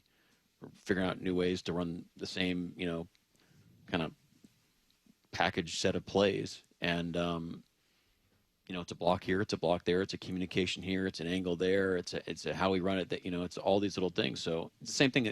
Frankly, it's very similar to like the kick return game, punt return and kick return. Any kick return is like 1 or 2 blocks away, and it just shows you how critical each block is. So, and you could play the shoulda, woulda, coulda game, but like that's not going to get you anywhere. It's about keep firing away at it, keep just staying relentless with your attitude and making a commitment to that we're going to figure out who to block and make sure that guy doesn't make the play, and we're going to block longer than the guy with the ball. I think I hit on these numbers earlier in the show, Mike. You guys are 5th in the league in attempts, 169 rushing attempps, 25th or 23rd in overall yards, 27th in yards per carry, but then in Philly and San Fran equally, struggled yards per carry wise, but just continuing to run it and to run it and to run it and be committed to that has an impact on 60 minutes of football, does it not? Totally. I mean, like a wise man, Thomas Hammock, once said the running game is a softening process. And I thought that was wise words. That was back in 2000, whatever that was. But he was right. I mean, you have to play like that. All the things you're talking about with Jax and Coop and the pass game, all those things come to life because we play complementary offense. I really believe that. So you guys left on Friday. What time did your team play and leave on Friday? This last Friday? I don't know. 2:30 in the afternoon, something like that? No, I think a little bit later than that. A little later than that. The plane left like probably 4 something. Oh, okay, 4 something. Is that right? So I know you caught the end of them. We caught the Mariners game was on. Yes, that's the whole flight. Yes, and then it's probably all 5 hours of the flight. And then right? Not gonna lie, the Wi-Fi was a little not that sweet towards the end of the flight. So, but then once we landed, I'm on the phone, and then shout out to Jeremy. They had it cooking in in the like the meal room, at the hotel. So all the guys were huddled around with a couple guys on their team, which I will not name names, but we're not 100% right now on rooting for the Mariners. Oh, whoa. Which is a problem. So we're working on a couple of those guys. Wow. Guys with Detroit ties? Yeah. Which, I mean, who's paying the bills? You know what I mean? Like, what's going on? Where's your allegiances lie? Is there like a kangaroo court available for those players? There should be. Yeah, I would agree with that. Yeah. Hey, just real quick, I know injury updates on the guys that weren't able to go, especially the 3 guys in the secondary. Any of them close, or hope that you could get them back for a Monday night game? Yeah, we're hoping.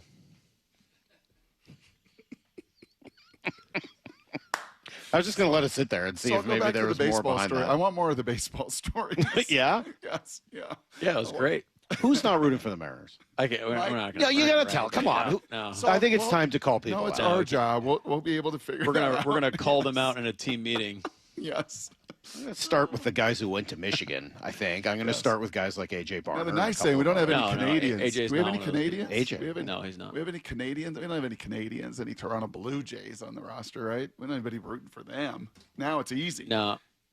Yeah, now it should be easy. Yeah, it should be easy. Just choose country over whatever. Yeah. You know what is cool though, Mike? And I said, I said this after the game yesterday. One thing that you guys share, you share a street, right? You share passionate fan bases, but you share resiliency. The Mariners have been freaking resilient. Times that they've been knocked down, times that they've been out, road trips that were miserable. They're kind of the opposite of you guys. The road has not always been as kind as it's been to you guys, but they're resilient. Backs against the wall, just resilient. Where does that on your team? You can't speak for them, but I will say this: like, it is inspiring to watch them play. I mean, they are absolutely relentless, and they're just a fun team to watch, man. You can see like the stuff that we're chasing here is the connection, the toughness, 12, all those things that we I won't say the Pied Piper, the things that we say all the time that we believe in. I mean, you see that on their baseball team. And how would you like some of the equivalent of a 15-inning game? Would you like a 5-hour football game marathon at some point? I mean, whatever it takes to win, we'll do. I'm sure you will, but you don't want that, right? 5 hours. It's like someone told me before this game, they're like, I think, they gave me a score prediction. They're like, I think it's going to be 34-30 you guys. I'm like, sign me up. Like, we'll go. Do I sign right now for the win? Like, we'll get, it sucks to give up points, but a win's a win. Do you feel like last thing very quickly do you feel like you have a good sense week to week as to whether or not your team's going to win and what kind of game it's going to be? I think our team, this is a message. We have earned the right to expect to win the games that we play if we play our best football. But other teams this league it's a great league, man. There's a lot of great teams, a lot of great players. You got to bring your A game all the time, every day. If we do that, I believe in our guys. But I think that's our mentality. I love it, Coach. Thank you. We'll talk to you next Tuesday after a Monday night game here against Houston. So looking forward to it. Thanks so much. All right, guys. Thanks. All right, there you go. We'll say goodbye to Mike Macdonald, Brock, and we'll say goodbye to everybody as well. Jeff Passan tomorrow. We got a 2:00 Mariner game this afternoon to react to as well. We'll catch you guys at 6. Until then, the hay in the barn. See everybody. In the barn. Get to the chopper!